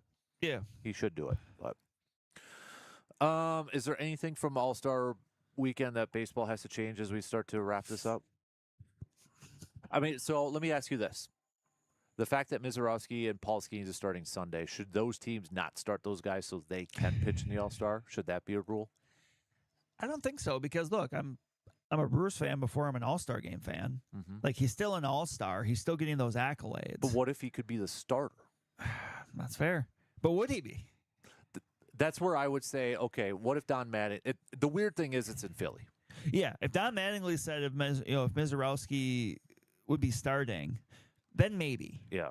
Then maybe. Especially, the team is more important than the All-Star game, but, like, given they have a 7-game lead, like, and if you wanted to give him a little breather, like giving him 1 inning in the All-Star game, yeah, I could see it. Like, if this wasn't in Philly where you have Sanchez or right, somebody and that's like the thing. that, like, if it was somewhere else where he was basically, whoever the manager was, came to Pat Murphy and said, hey, he'd be our starter if we want to, like, and it would be cool to see.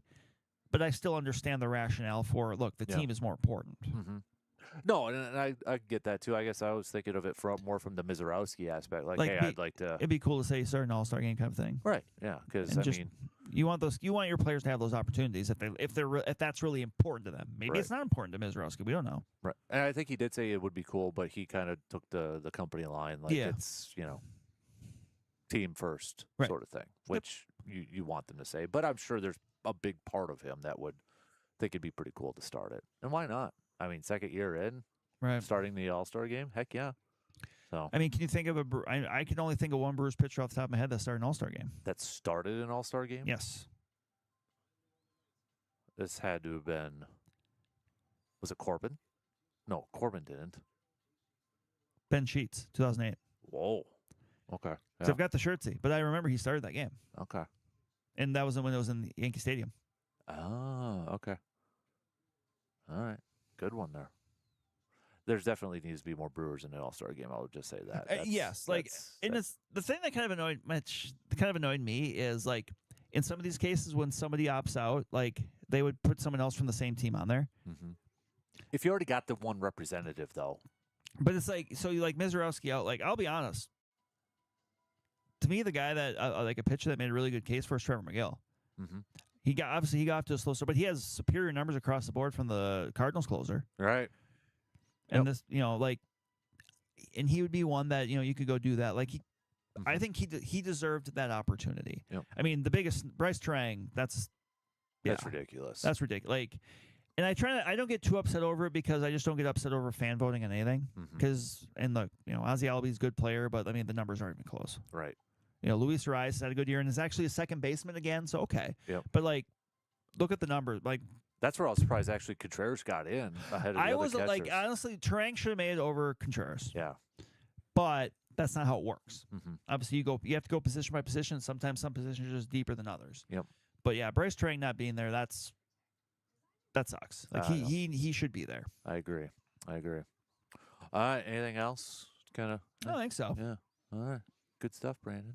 Good stuff, man. So don't forget to follow, subscribe to the Man Cave podcast wherever you get your podcasts. Let's take a quick break, and we'll be right back after these. Where's my thing at? Okay, there we go. All right, we got to take a quick break. We're a little bit behind. We'll be right back after these quick words.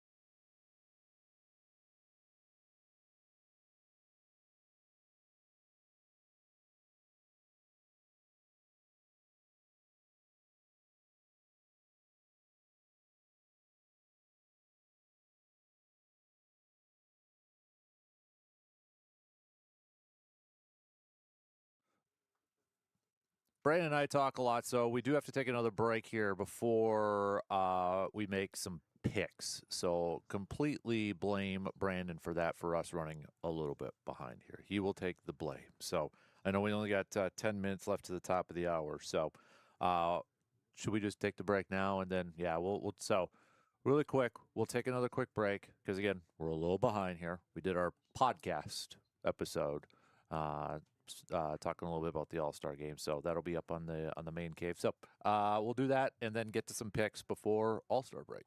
And it's All-Star break.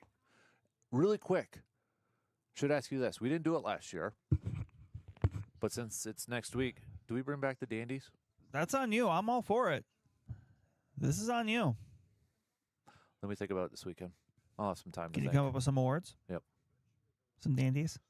I want some good ones. I really got to put the creative strings on this one. So, all right, we'll take a really quick break and be back after these few words.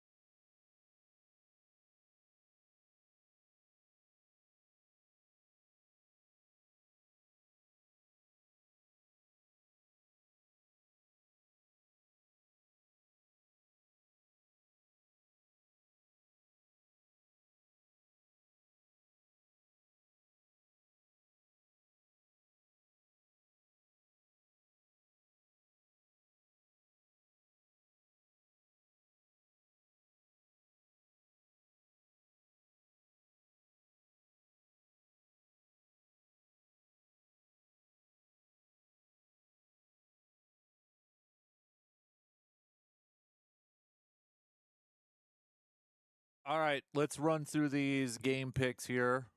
Final weekend before the All-Star break. Let's start off with Philly versus Detroit. Philly. I'll go Philly, too. Yankees, Nationals. Yankees. Yankees. Royals, Orioles. I'll go Royals. Go Royals, too. Cubbies, Reds. Cubs. Cubs.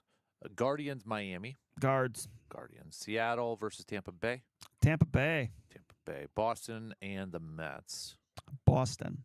Boston. Athletics, White Sox. I'm going to go Athletics. I'll go White Sox. Houston versus Texas Rangers. Ooh, rivalry. I'm going to go Texas. Texas. Angels, Twins. I'm going to go Twins. Me too. Me too. Braves, Cardinals. I'm going to go Braves. Braves. Blue Jays, Padres. Blue Jays. Blue Jays. Diamondbacks, Dodgers. Dodgers. Dodgers. Rockies, Giants. Rockies. Giants. I'll go Giants. I can't do it. And then Brewers, Pirates. For a feeling I have, I'm going to go Pirates. I just got two. I just have a feeling. It still ends up being a good road trip for the Brewers, but maybe doesn't, quite end on the best note. I'm just going to say the Pirates 2 or 3. I'll go Homer and go Brewers 2 out of 3. I hope you're right. So that's just any concern about Kyle Harrison with that elbow? A little bit, but the All-Star break comes at a good time. Yeah. I mean, they could give him close to 2 weeks off if they want to. Yeah. So, at this point, I think they should just to see. Elbow and pitchers, I don't care. Yeah. It just makes it's me nervous. It's always a reason to be concerned. Yeah. At some level, but fingers crossed, it's all good. Fingers crossed, toes crossed, eyes crossed. Mm-hmm. Good to see Logan though back in it. Yeah, and it's interesting that was the first game he gave up more than 2 runs, and he did, but he didn't. Right. Yeah. but yeah, I mean, he's always so interesting to me because of how much he can just stymie opposing hitters, and his stuff is like, I don't know what's necessarily remarkable about it.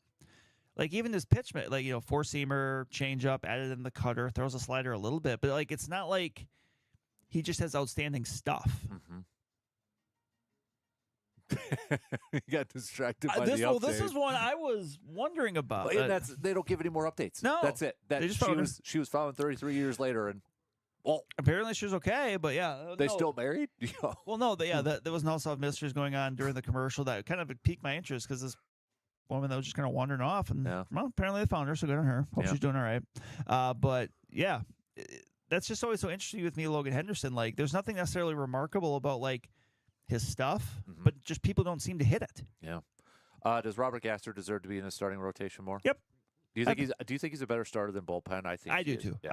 I do. Like sometimes you have to kind of put him in that spot just because there's depth there, but obviously the Woodruff injury now and stuff. Like no, I think he's earned that spot, and obviously things will get a little more crystallized coming out of the break now with the break and stuff like that. They can kind of finagle their roster a certain way, but no, I think he has.